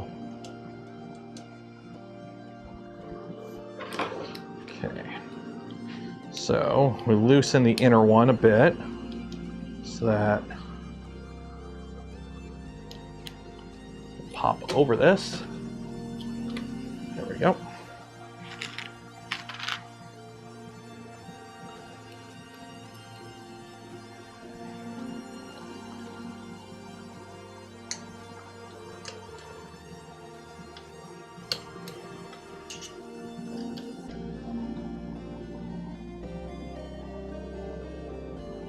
Slide all the way to the back.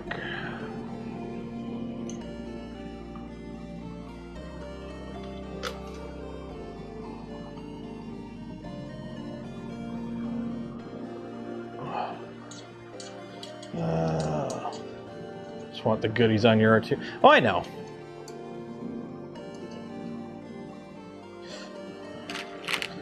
Like, I don't know what the timetable is on the next revision of a V2.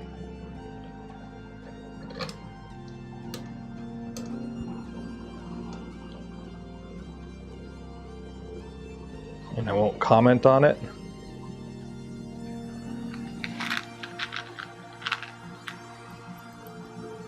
Yeah, the flying gantry. I mean, the flying gantry has a lot of advantages too. Lower center of gravity, less moving mass, consistent moving mass. Like the V2 scales in the Z a lot better because you can, and the XY for the most part, because you keep all that heavy weight of all the beds and everything at the bottom. It's like one of the problems like the rat rigs have, right? The big rat rigs, you have a 500 millimeter bed 500 millimeters up. So when that printer is moving, the whole thing's shaking, and as the bed drops, your center of gravity changes on the printer and the harmonics change. Whereas, you know, on a V2, yeah, as the gantry moves up, the center of gravity does change, but the gantry is overall lighter than the bed, usually. And you're not adding the weight of the print to it, so it stays the same moving mass throughout the entire travel. So both ways have their pros and cons. Neither is outright better than the other. They just both have their pros and cons. And depending on your use case, that's how you decide which one you go with. Simple as that. All right, so now we do the other side. Missing screw, the second screw in the bottom. Motor mount. What? Only put one screw in? Oh. Okay, apparently we only put one screw in. I mean, I put both in, so I'll take it out, but whatever. Optional, individual end stop. Hey, that's us. We will be doing individual end stops on this. Because we're going to use a Y end stop on the X bar, and then the X end stop will be on the tool head. So, thing is, I'm going to have to wire that up, so I'll do that later. I don't have an end stop. So we'll have to install this after I find some end stops and some wire and whatnot. I got to go digging. Hypothetically, what could be improved on the V2 that Voron might consider? I don't know. Look around. Look at, like, a good example is look at some of the community mods and what's really popular and what people are liking. And then just kind of think of like a more designed in way of doing it. So for example, a big thing that people like on this is the idlers, the front idlers, right? The beefy idlers, Klee's beefy idlers, a bunch of other different designs of the idler have made their come out over the years, and it's like, oh hey, let's kind of bring that kind of design mantra in. The shorter belt pathing is much nicer. The problem is a lot of these advantages are advantages that we were able to do because you don't have to worry about Z belts in the way. When you don't have to worry about, punching a hole through your AB motor mounts to put a Z belt through, hey, you could get away with some stuff. Like, the reason that these won't work on the on a V2 is because when you look from the top, let's find it here. Find it here. See this bearing stack? Yeah, unfortunately, unless we go to capstan and use pins that are hollow, you're not running a belt through the bearings. So.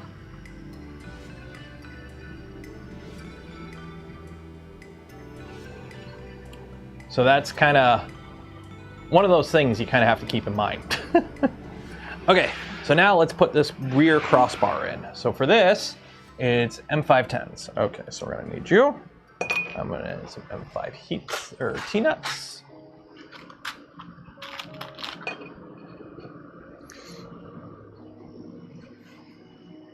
I don't know, there's a hole in this. Is the hole supposed to go forward or downward?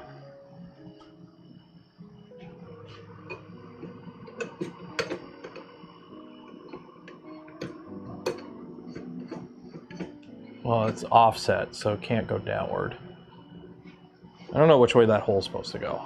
I don't even know if there needs to be a hole. I don't think there needs to be a hole. Yeah, because you use these to hold it in place, yeah. Okay.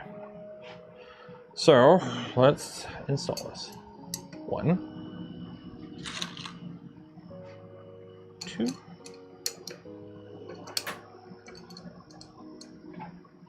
Hello? What's up, buddy? Huh?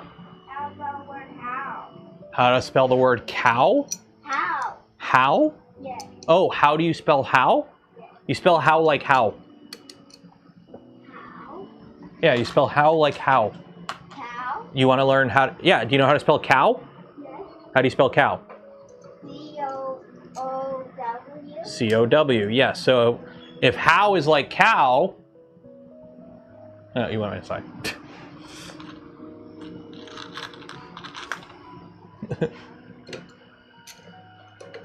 I'm assuming he meant how, not howl.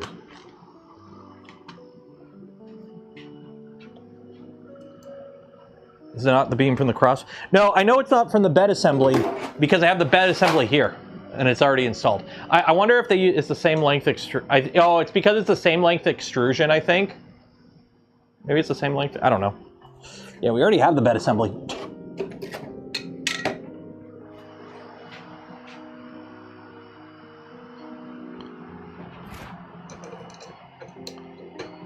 How now, brown cow?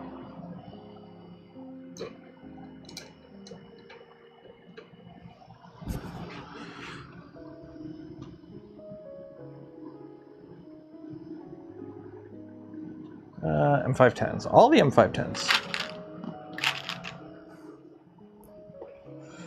Where did I put my Allen key for that? Uh-oh. Oh, right here. Okay, at this point, I do need my elevating thingamabobber. Nope, wrong camera. Look at this. Sometimes you just got to rise to the occasion.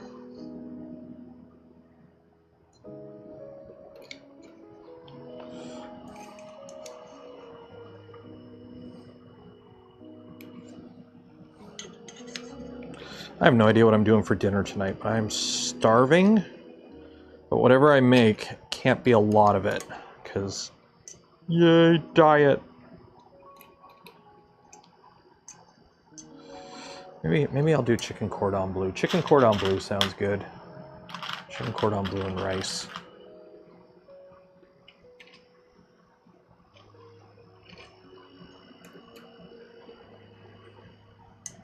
Do we have PBS, like public broadcasting? I mean, we have CBC. Like in Canada, we have the CBC, which is Canadian. It's kind of like in the UK, you know how they got BBC? Here in Canada, we have CBC. So, same thing. Like CBC is closer to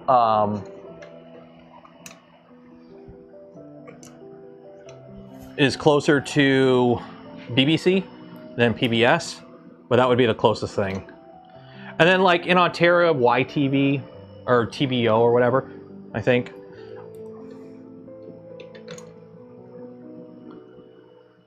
Just ate some chili.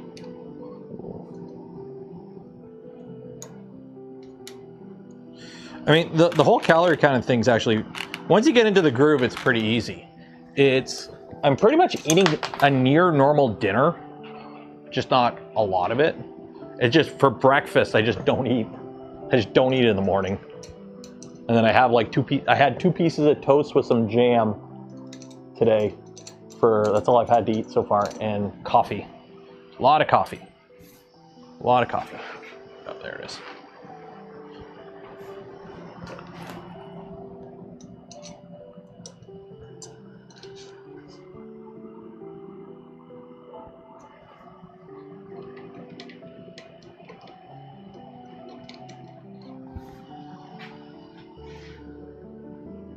So the way I do it is like around noon, eat something that's like 400 to 500 calories, and then I eat like 1,000, 1,200 calorie dinner, and that's it.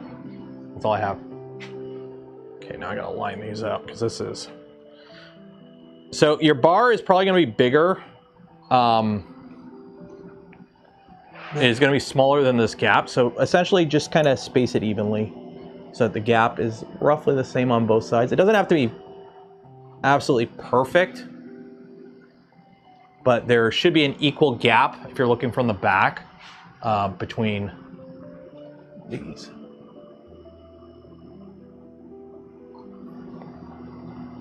Yeah, that's about good.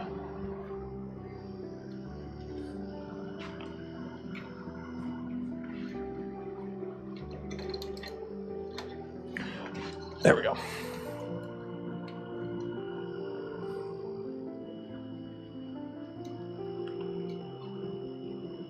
American PBS. Yeah, and vice versa. Like Red Green Show was on PBS. So there's been like Canadian shows on PBS and, you know, PBS shows on CBC and whatnot over the years. Eat once per day. Yeah, some people can do that. My biggest problem, I used to snack a lot. So I would wake up, I would have breakfast, and then I would have lunch, and then I would eat something in the afternoon, and then I would have dinner, and then because I'm up till 1 or 2 in the morning usually, I wouldn't eat anything until, or I would have like another snack.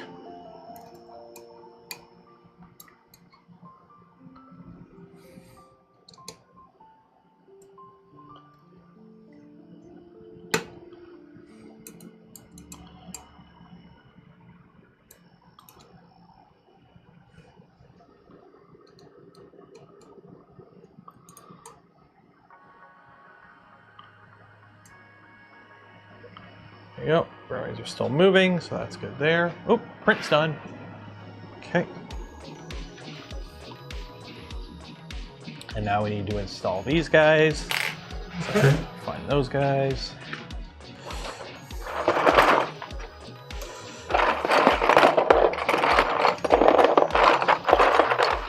One, two.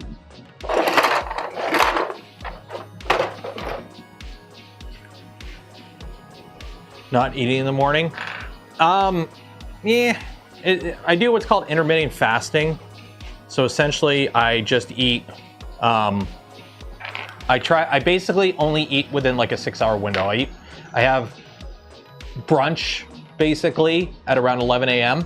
and then I have dinner usually around 5 p.m. and that's it. So I try to avoid eating outside of that. I'll have the odd snack, like a cookie, a single cookie every now and then, but.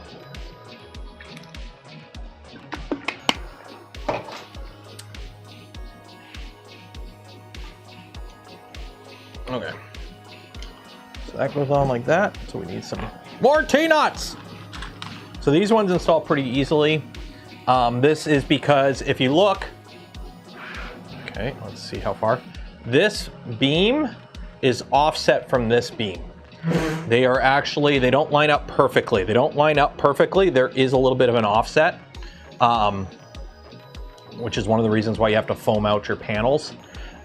This cross beam in the back here sits ever so slightly forward than this rear extrusion. So, because it needs room in the back for your belts to go, essentially. The belts run through the back, so this has to be shifted forward a little bit so that the belts have room in the back so they're not rubbing on your rear panel. So you have to print something to mount it. Now, also, I do believe I have to rotate this, though.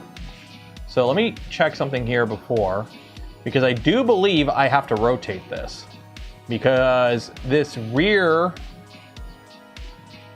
rail is on the left now. It's not on the right, it's on the left. Or it used to be here in the front, but now it is on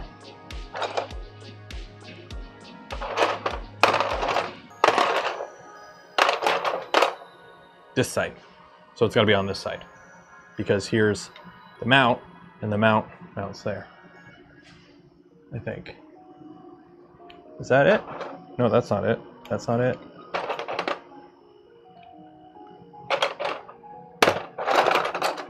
This is it. Yeah, this is it. Yeah. So this mounts like that. So I got to rotate this. So to rotate that,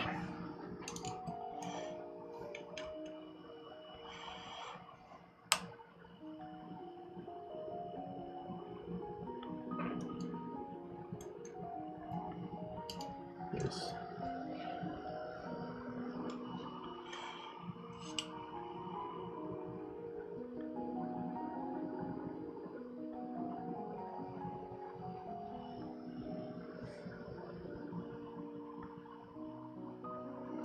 Grab a 1, 2, 3 block, just kind of.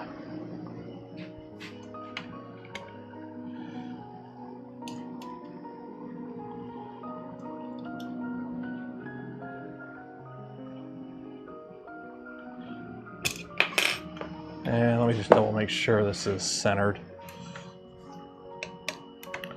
So that is 224.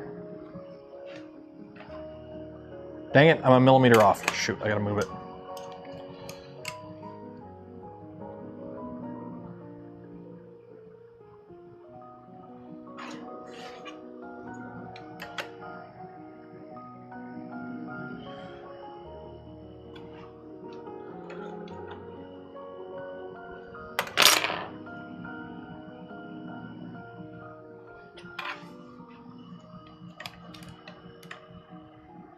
$225.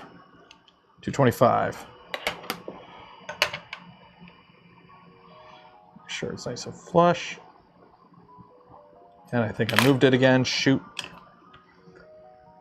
Yeah, I did. Shoot.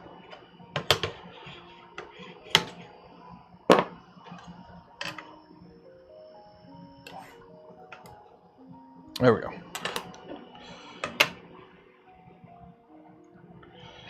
Okay.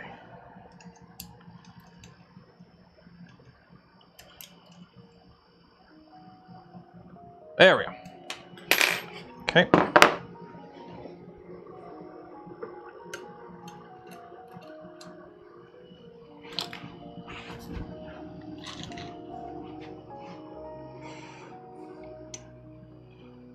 I'm gonna have to drop this whole rail, I think.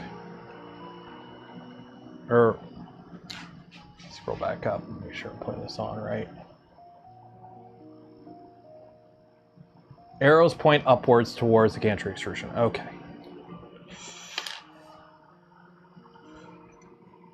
Yeah, I gotta, this rail sits too high now, so I gotta drop it. Drop it like it's proverbially hot.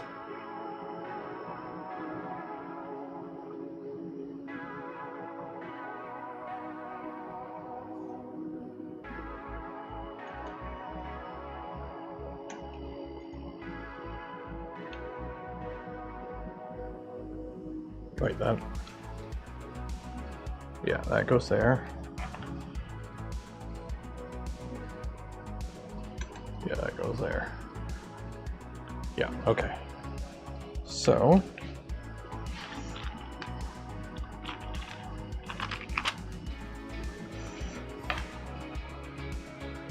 Install that guy up here.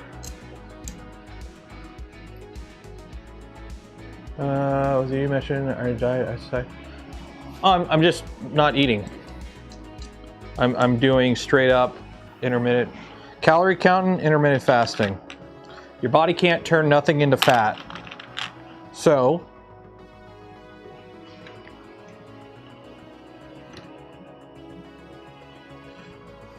by not eating, you lose weight.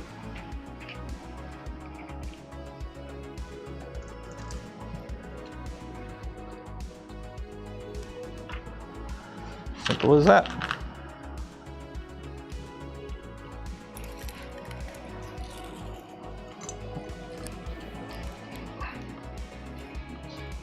It sucks, but it's something I've done before. I've done this exactly before, and it worked really good. Problem is I just kind of let it go, so now it's like, oh, now I gotta go through the whole rigmarole again to get back to the weight I want to be.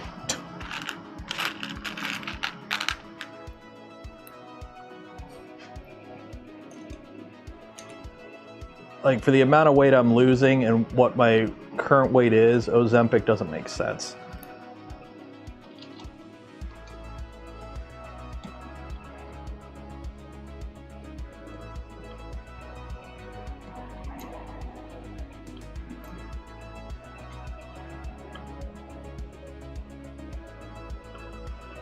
Is this another? Dang it, this is another freaking M12.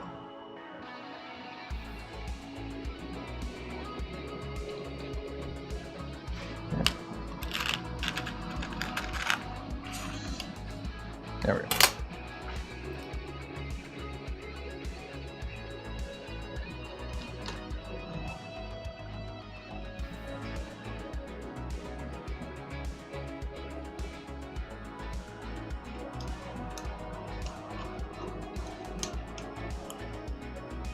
There we go. Okay, so now I have to drop this whole extrusion. This whole extrusion's got to come down.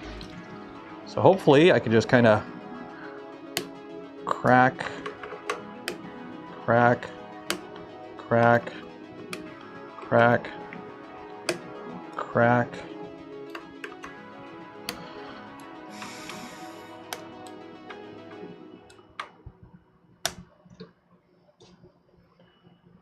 We have clearance, Clarence.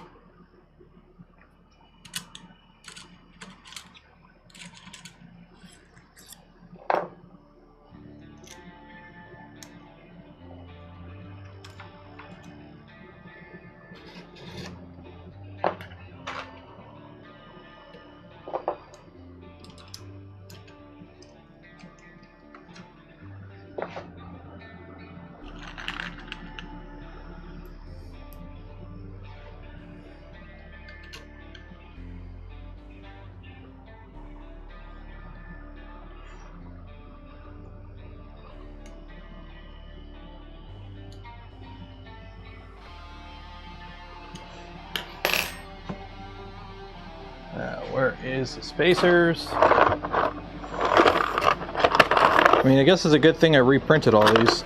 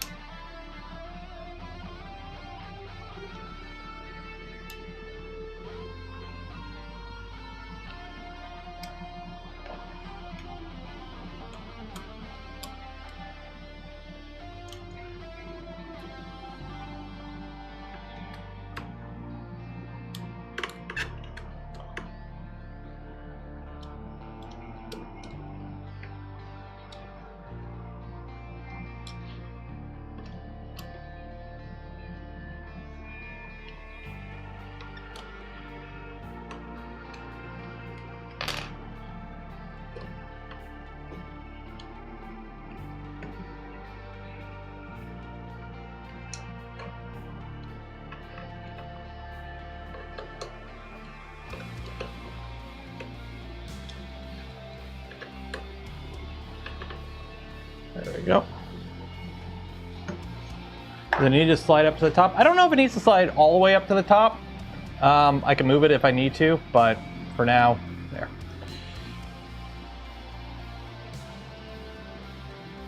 So this 175 only makes sense if you're if it's a 250.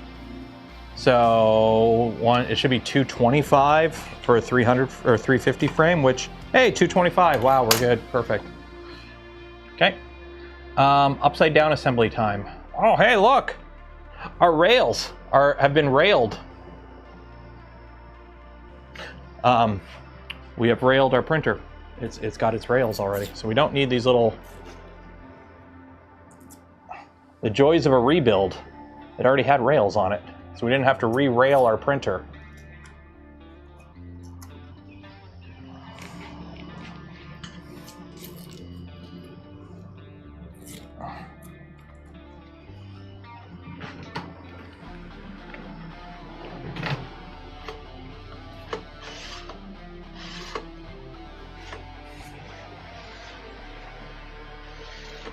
Look at all this extra room. Look at all this extra room.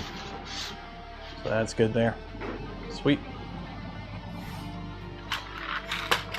Dang, we being productive today. Okay, so that rail's installed. Oh, look, all these rails are installed. Oh, look, all those rails are installed. Oh, look, that rail's installed. Voila. And now, it is Betty Bye time. Okay, so I can't put these on because I got to reprint these too for the index compatible ones, but we can do these.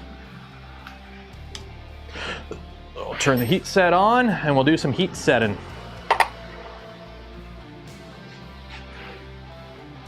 So I need you, I need you, I need you.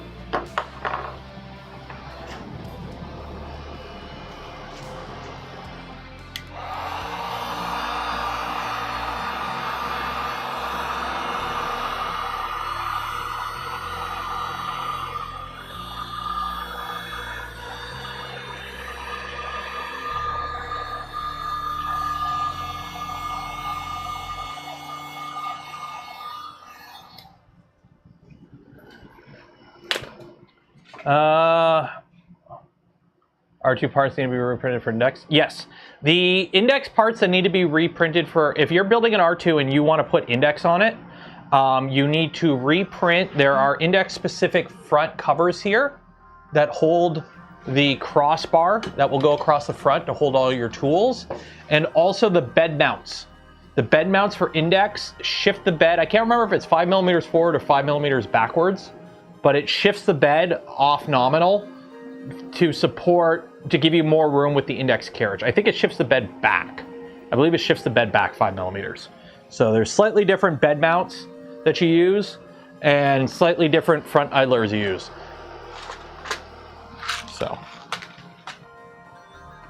So we got 1, 2, 3.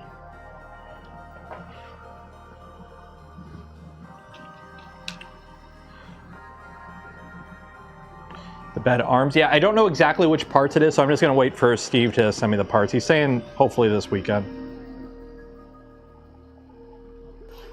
So I don't know what we're going to do on stream tomorrow. We'll figure out something. Because I'm also waiting on my R2 upgrade kit from LDO.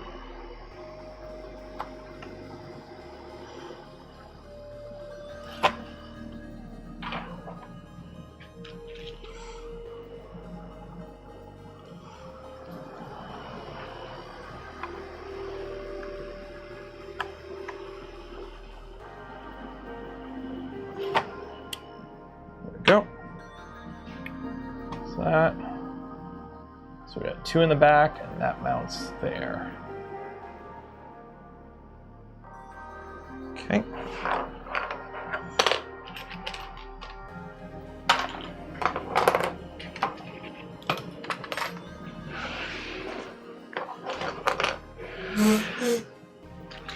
What screws hold those on? 5/16s. Ooh, fancy.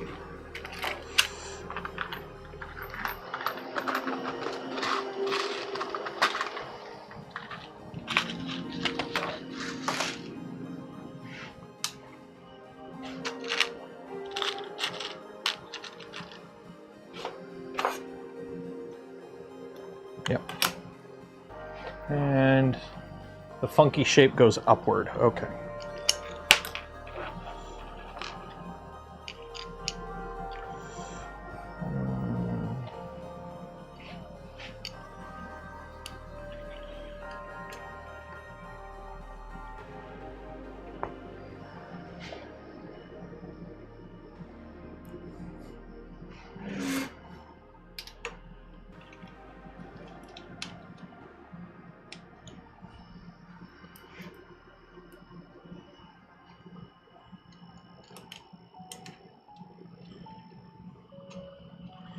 Okay, so now we got to line it up. And it actually is pretty easy to line up. If you look at the part, there's actually like two little lines in the part itself. And that lines up with the extrusion. So you just kind of line up the two little lines there, and that lines up with the extrusion. So it's actually kind of clever how it's done. So that way it gives you an actual indexing reference point so that it lines up with the extrusion. Pretty clever. Okay. And then square it up. Use the alignment tool. Oh, there actually is an alignment tool too. This is it.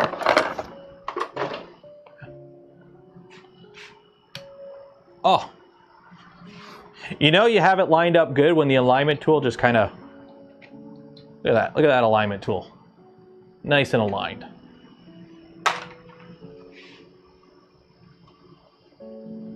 Okay. Rail safety. Don't let your rails fall off. Oh, look. Hey, look. We have to put rails on. Oh, look. Ah. They're done.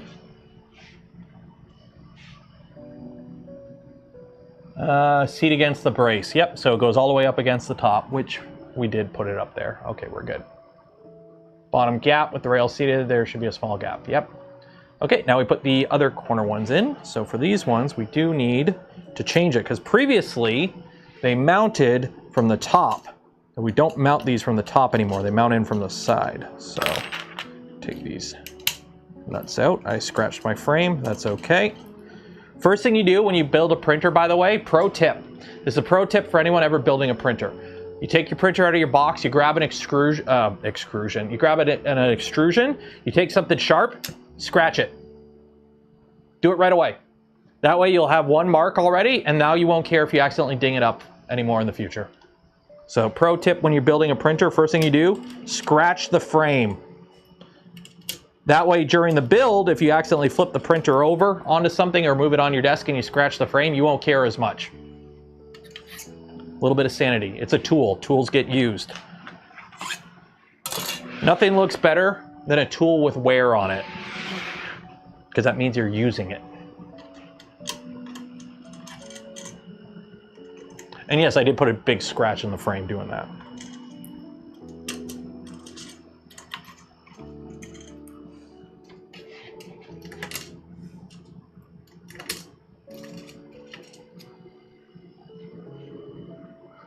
They need to come with excrusions. Me fail English? That's impossible.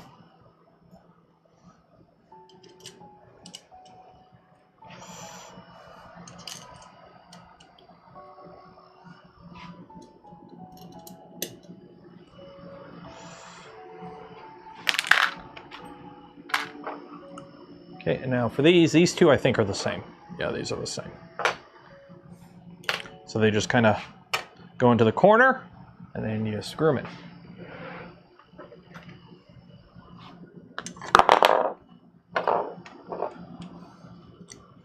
Oh, wait. There's a little line. There's little arrows that point towards the front. So make sure you have them. This is the front of the printer, so the arrows point towards the front. There's the arrows. For once, I actually grabbed the right one, so even if I didn't know about that, I would have had it right. There we go. There we go. And then what holds these in? M516s? M516s!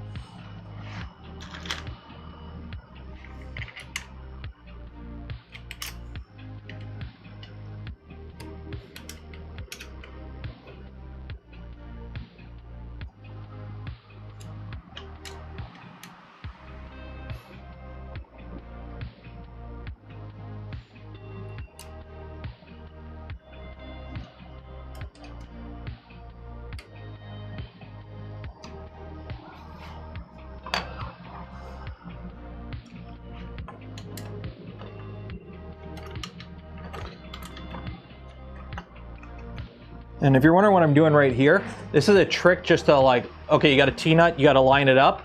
If you're able to, you obviously can't do it in every case. Put an Allen key through, put the Allen key into the hole for the where the screw goes, and then put your part into position, and then use the Allen key to line up your screw. So that way, it should be lined up.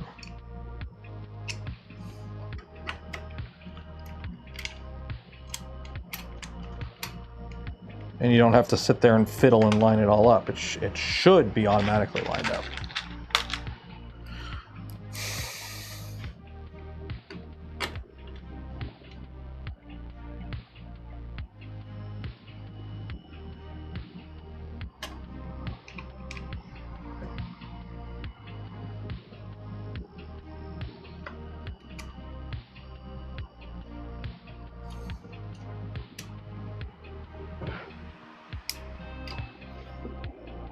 Go.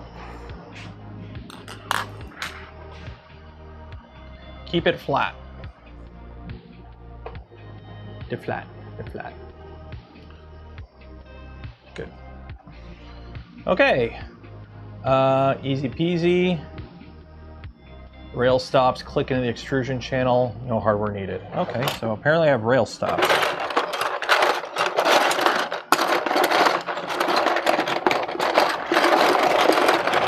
Accent color? They are an accent color. Okay. Oh.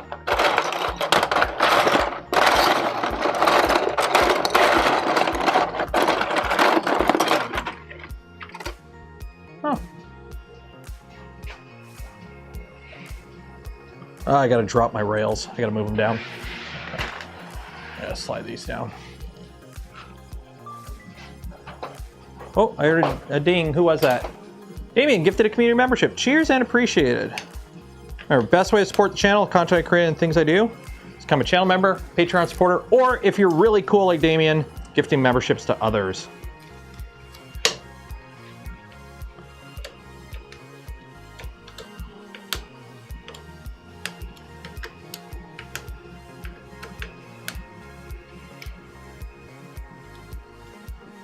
Slide that down. So the rail stops. Previously, you had to screw them in. These ones are just plastic, and I guess they just kind of click in.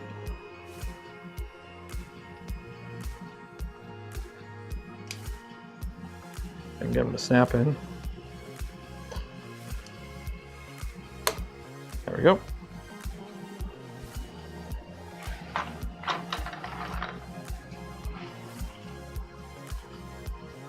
Would auto-aligning parts with ears? To an extent, they kind of help. You just got to be careful.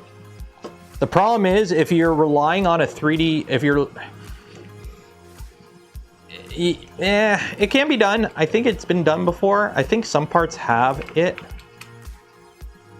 The problem is, not everyone uses the same T-nuts. And T-nut specs are kind of a little bit all over the place, especially for the AliExpress ones. So it's kind of like, you don't want it to be too tight, so that way there's wiggle room and freedom there for, you know, depending on which T-nuts you use. Because, you know, you could be using hammerheads, you could be using fancy Misumi T-nuts with little leaf springs in them, or you could just be using the cheap AliExpress ones. So it's kind of like, yeah, you can design in something to kind of help line stuff up, but for it to be tight enough to work, it's probably going to only work with one type of T-nut, right? Because otherwise it's going to be too tight or too loose.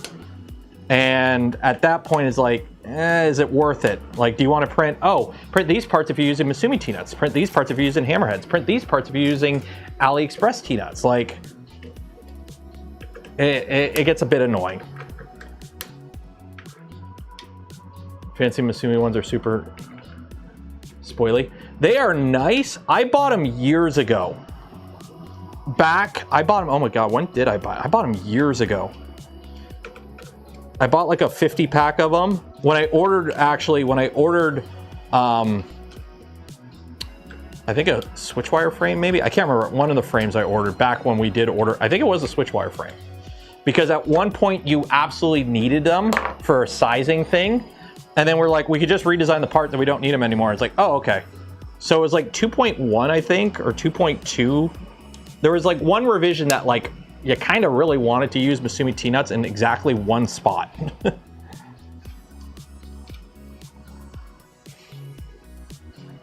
So.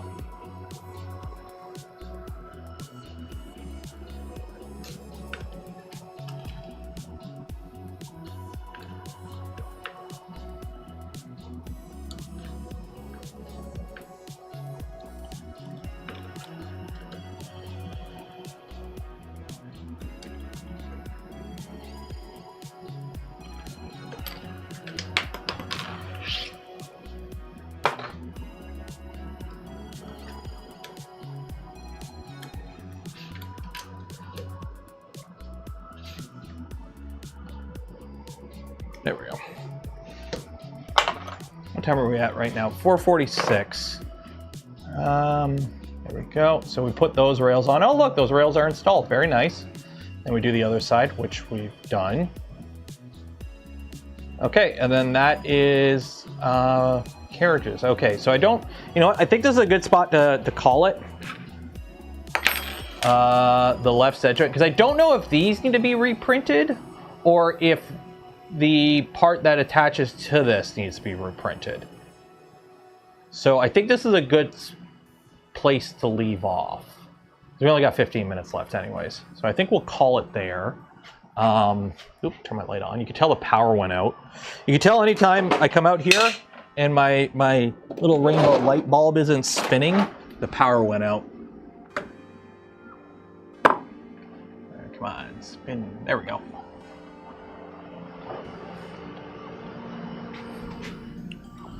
Oh, these are done.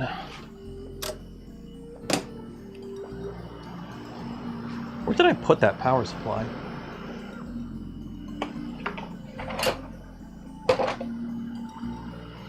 Where did I put the power supply? I got the things for it now. Big Kobe? Big Cube? What? English, sir. We speak English here. Where did I put the power supply? I had it. You guys remember where I put the power supply?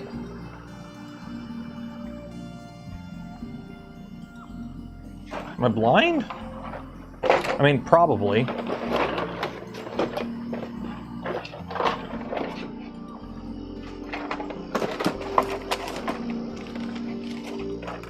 Okay, I don't need this bin of...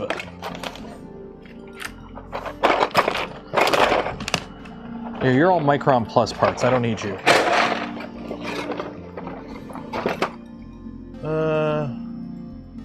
Get it old again. I mean, I do have a defective shoulder, so... How the hell did I lose the power supply? Oh, I put it over here. That's right. Put it over here. So let's get this good. We'll put this together, I guess. We'll get the power supply installed, so we're good there.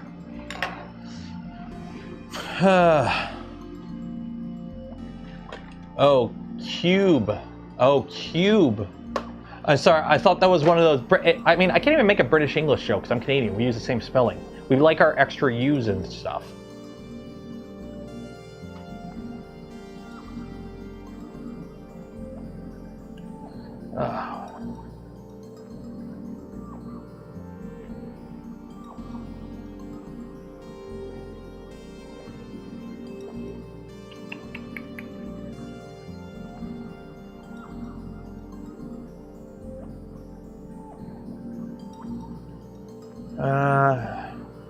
A good quality build plate does in bed mesh. Oh, totally. I mean, your bed is what, like, if you don't have a good bed mesh, or if you don't have a good bed, you're setting yourself up for failure right from the get-go, right?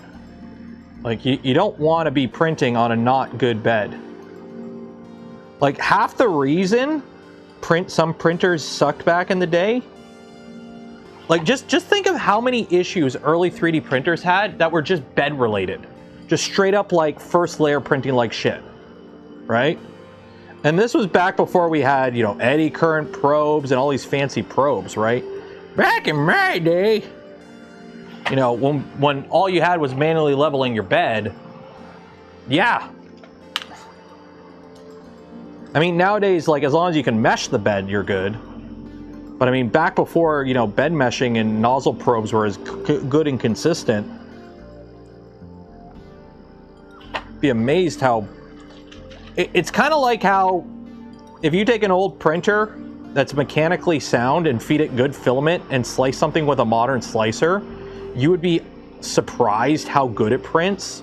Like, remember when we played around with the Ultimaker original and we had that thing moving at bamboo speeds and it printed really good? It was just old. So does that go like that? Yeah, that goes like that. Okay.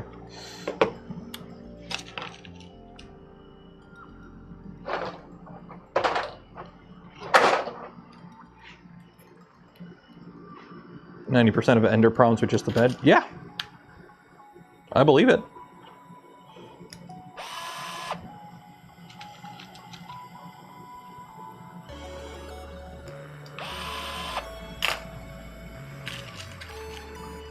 So don't forget, we are going to be doing the giveaway in 10 minutes, 9 minutes. So if you haven't entered yet, link in the video description. Enter for your chance. While you're down there, don't forget to like the smash button, ring the bell, subscribe if you're not subscribed, and if you want to help support the channel, the content I create and the things I do, consider becoming a channel member, a Patreon supporter, or if you're really, oh shoot, that won't work. I can't slide this on. If you're really cool, gifting memberships to others, it's the best way to support the channel, because it allows people to hang out when we do member stuff, get videos early and extra channels on the Discord and all that jazz.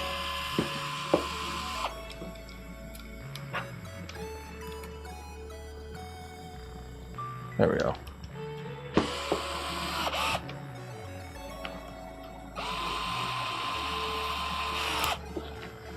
There we go. Got that one. Gergman gifted a community membership. Cheers and appreciate it, Gergman.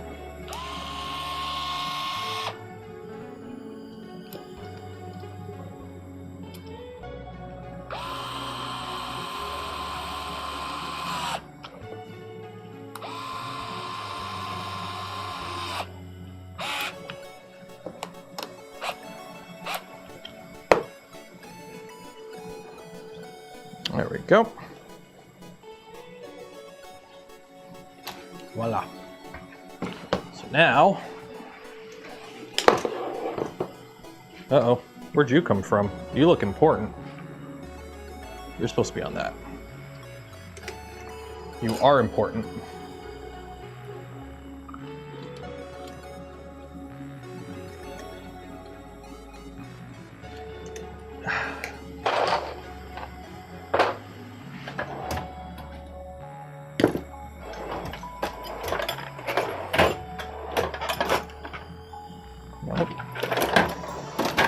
Where's my LTTstore.com screwdriver? Where is my LTTstore.com screwdriver?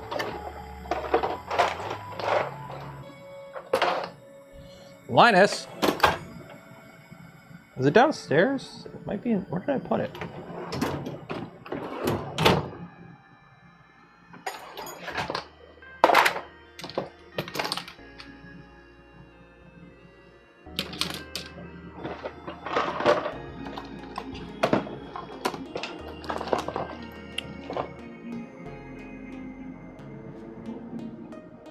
Am I blind?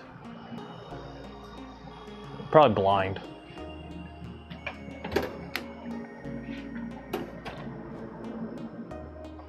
Might be downstairs. It's probably downstairs. Do I have a Phillips anywhere? No, I've got a bunch of these Prusa ones, but they're not Phillips.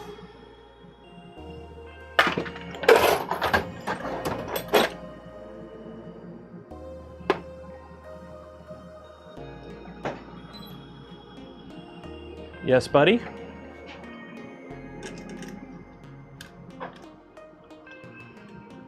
What's up?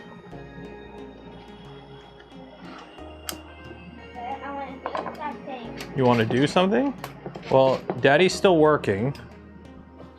What are you... Can I have the big box? Can you have a big box? Where is the big box at? Like the big box. That 3D printer come in. Where's that box at? Do you know? I think we used the box. For what? Remember when Daddy made the planter? We used that box for that. Remember? You don't remember, do you? What box? If you can find a box inside, you can use it.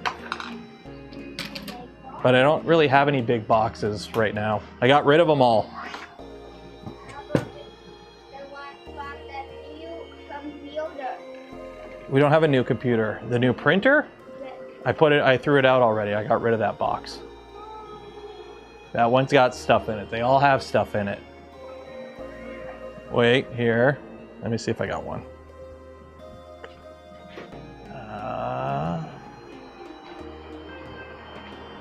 How big of a box do you need?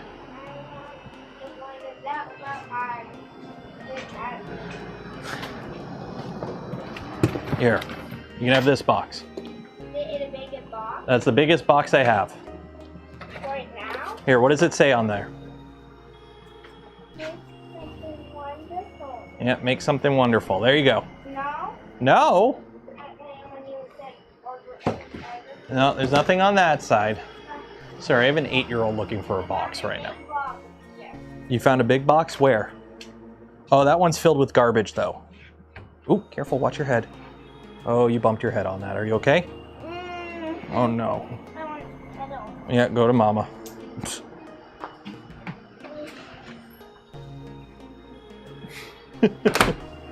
Poor guy bumped his head on the frame of the Venture XL. Okay, we got 3 minutes. So we got the new power supply installed. Whoop, almost lost the printer there. Got the new power supply in. I'll hook it up at some point. New power supply, that's there. I could probably put this back in now,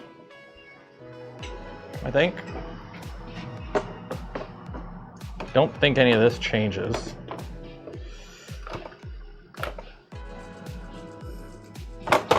There we go. Voila.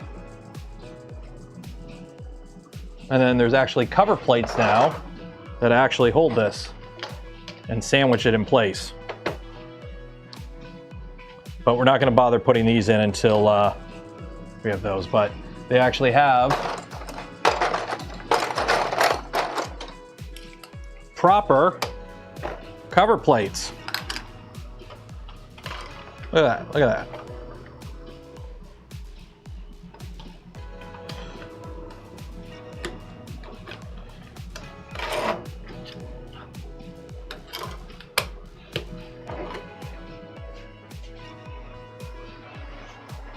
Look at that. Look at that. Look how clean that looks now.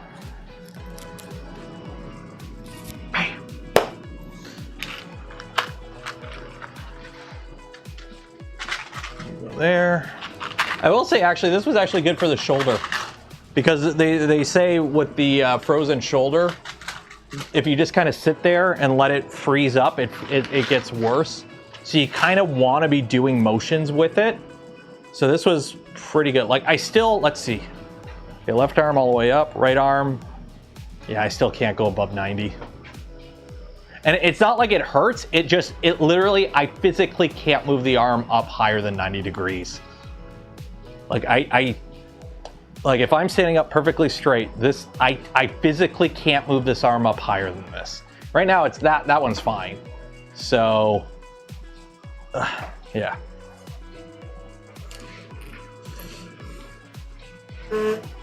Get rid of these orange ones.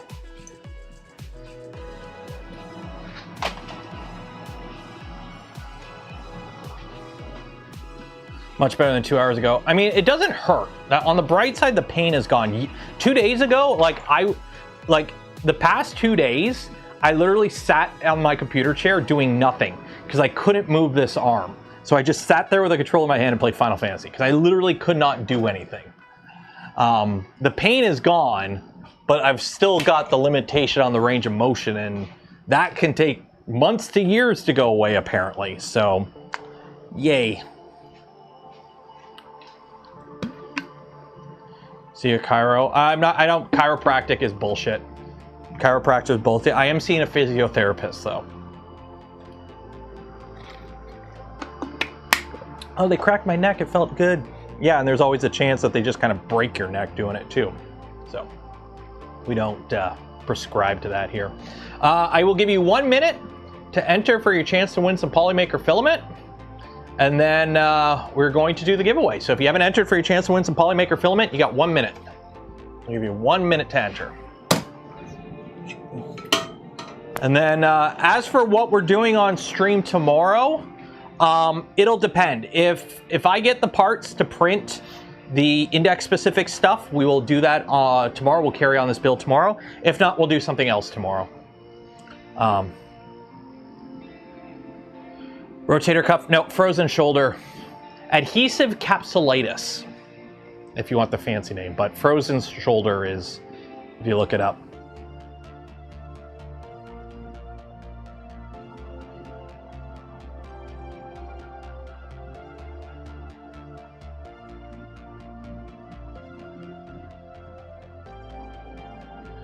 So.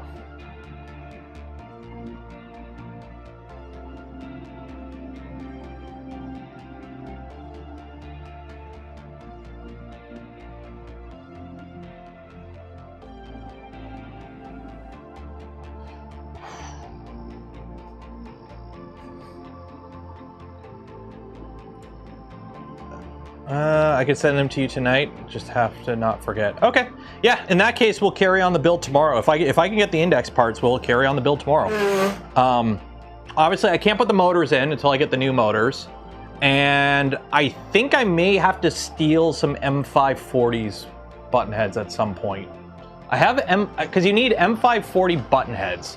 And I have M540s, but they're socket heads. Actually, I have 2 button heads. Are these M5? I don't know how many M540 button heads we need, but I got 2 of them. The rest are socket heads. So, we'll see.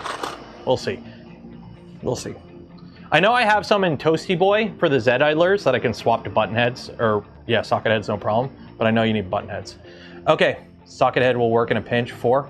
Okay, so I need to find 2 more. I think I can steal them out of Toasty, or swap them out of Toasty. We'll see. Or Tall Boy, sorry. Oh,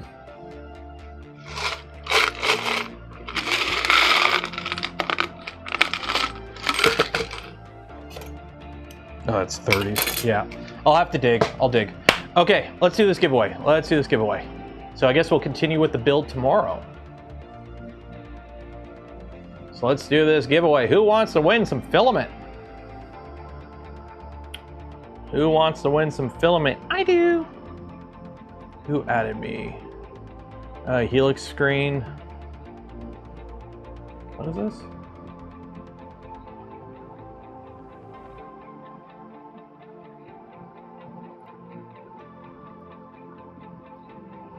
There's that, there's that. Okay, let me copy all these names over.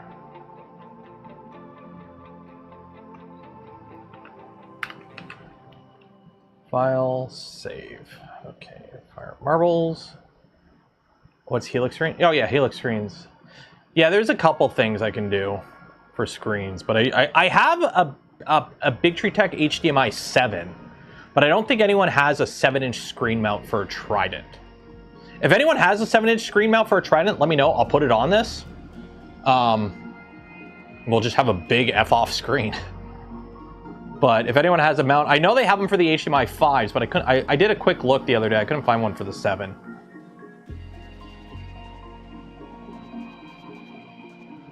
Alright, so we got 251 players, bots, 251.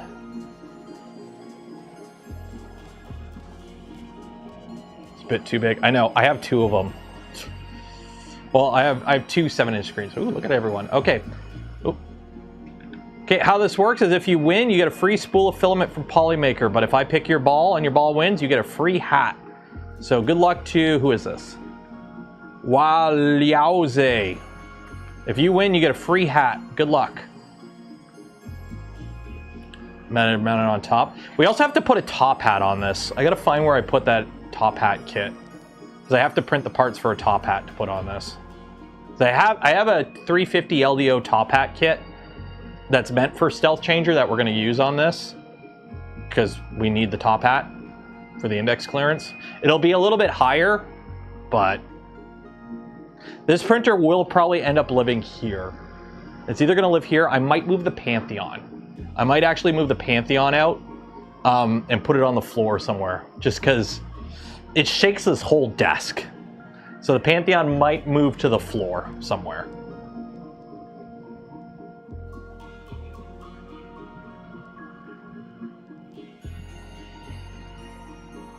The Trident 350. Yeah, this is a 350. 350 on the XY, 250 on the Z. Embedding the HDMI onto the top hat. I mean, if there's a mount for it, I'll give it a whirl. I mean, actually, you wouldn't even need a mount. You just have it sit. Oh, sorry, the game. The game! Having it sit at the top wouldn't be too bad. Who's winning? The winner is gonna be, oh shoot, it's gonna be close, 3D5 my life. Drew, you came in very close second there. Was I not on the game for most of that? Hopefully I wasn't. Hopefully I was on the game.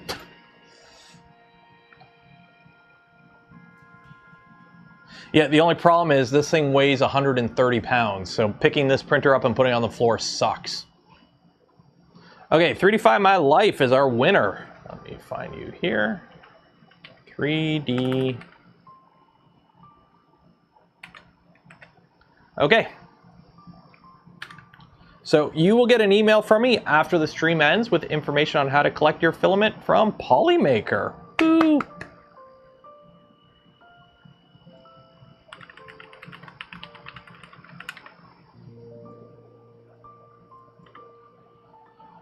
Okay, so that's that.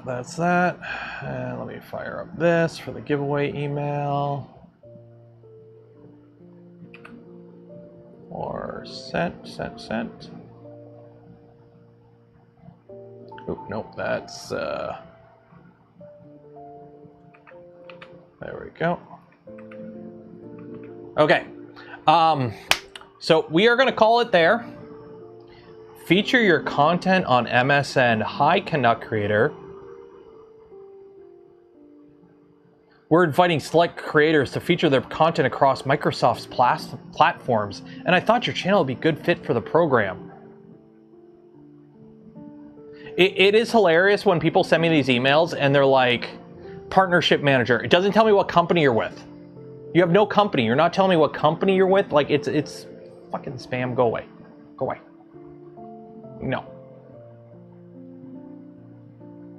Ooh, also, I gotta mention this. Because why not? GamerSupps right now is doing a buy stuff, get stuff free type thing. So if you're a consumer of GamerSupps right now, you get a free cup with the purchase of a tub.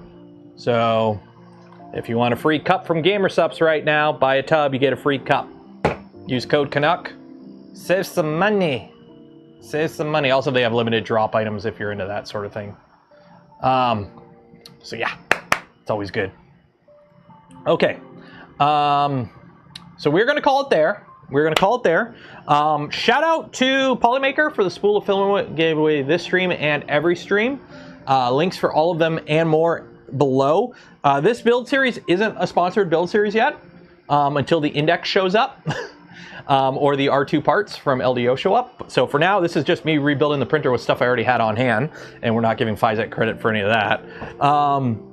And then, for those that donate to the channel, gifted memberships to others, or became members of the channel yourself, I thank you. Would not be able to do the things I do, create the content I create, without your continued support. You make it all possible. We are calling it there. tomorrow, if I have the parts, we'll continue with this build, if I can get the index parts printed. And we'll just keep hacking away at it until we're built and ready to put index on it. And then I got to wait for index to show up, essentially.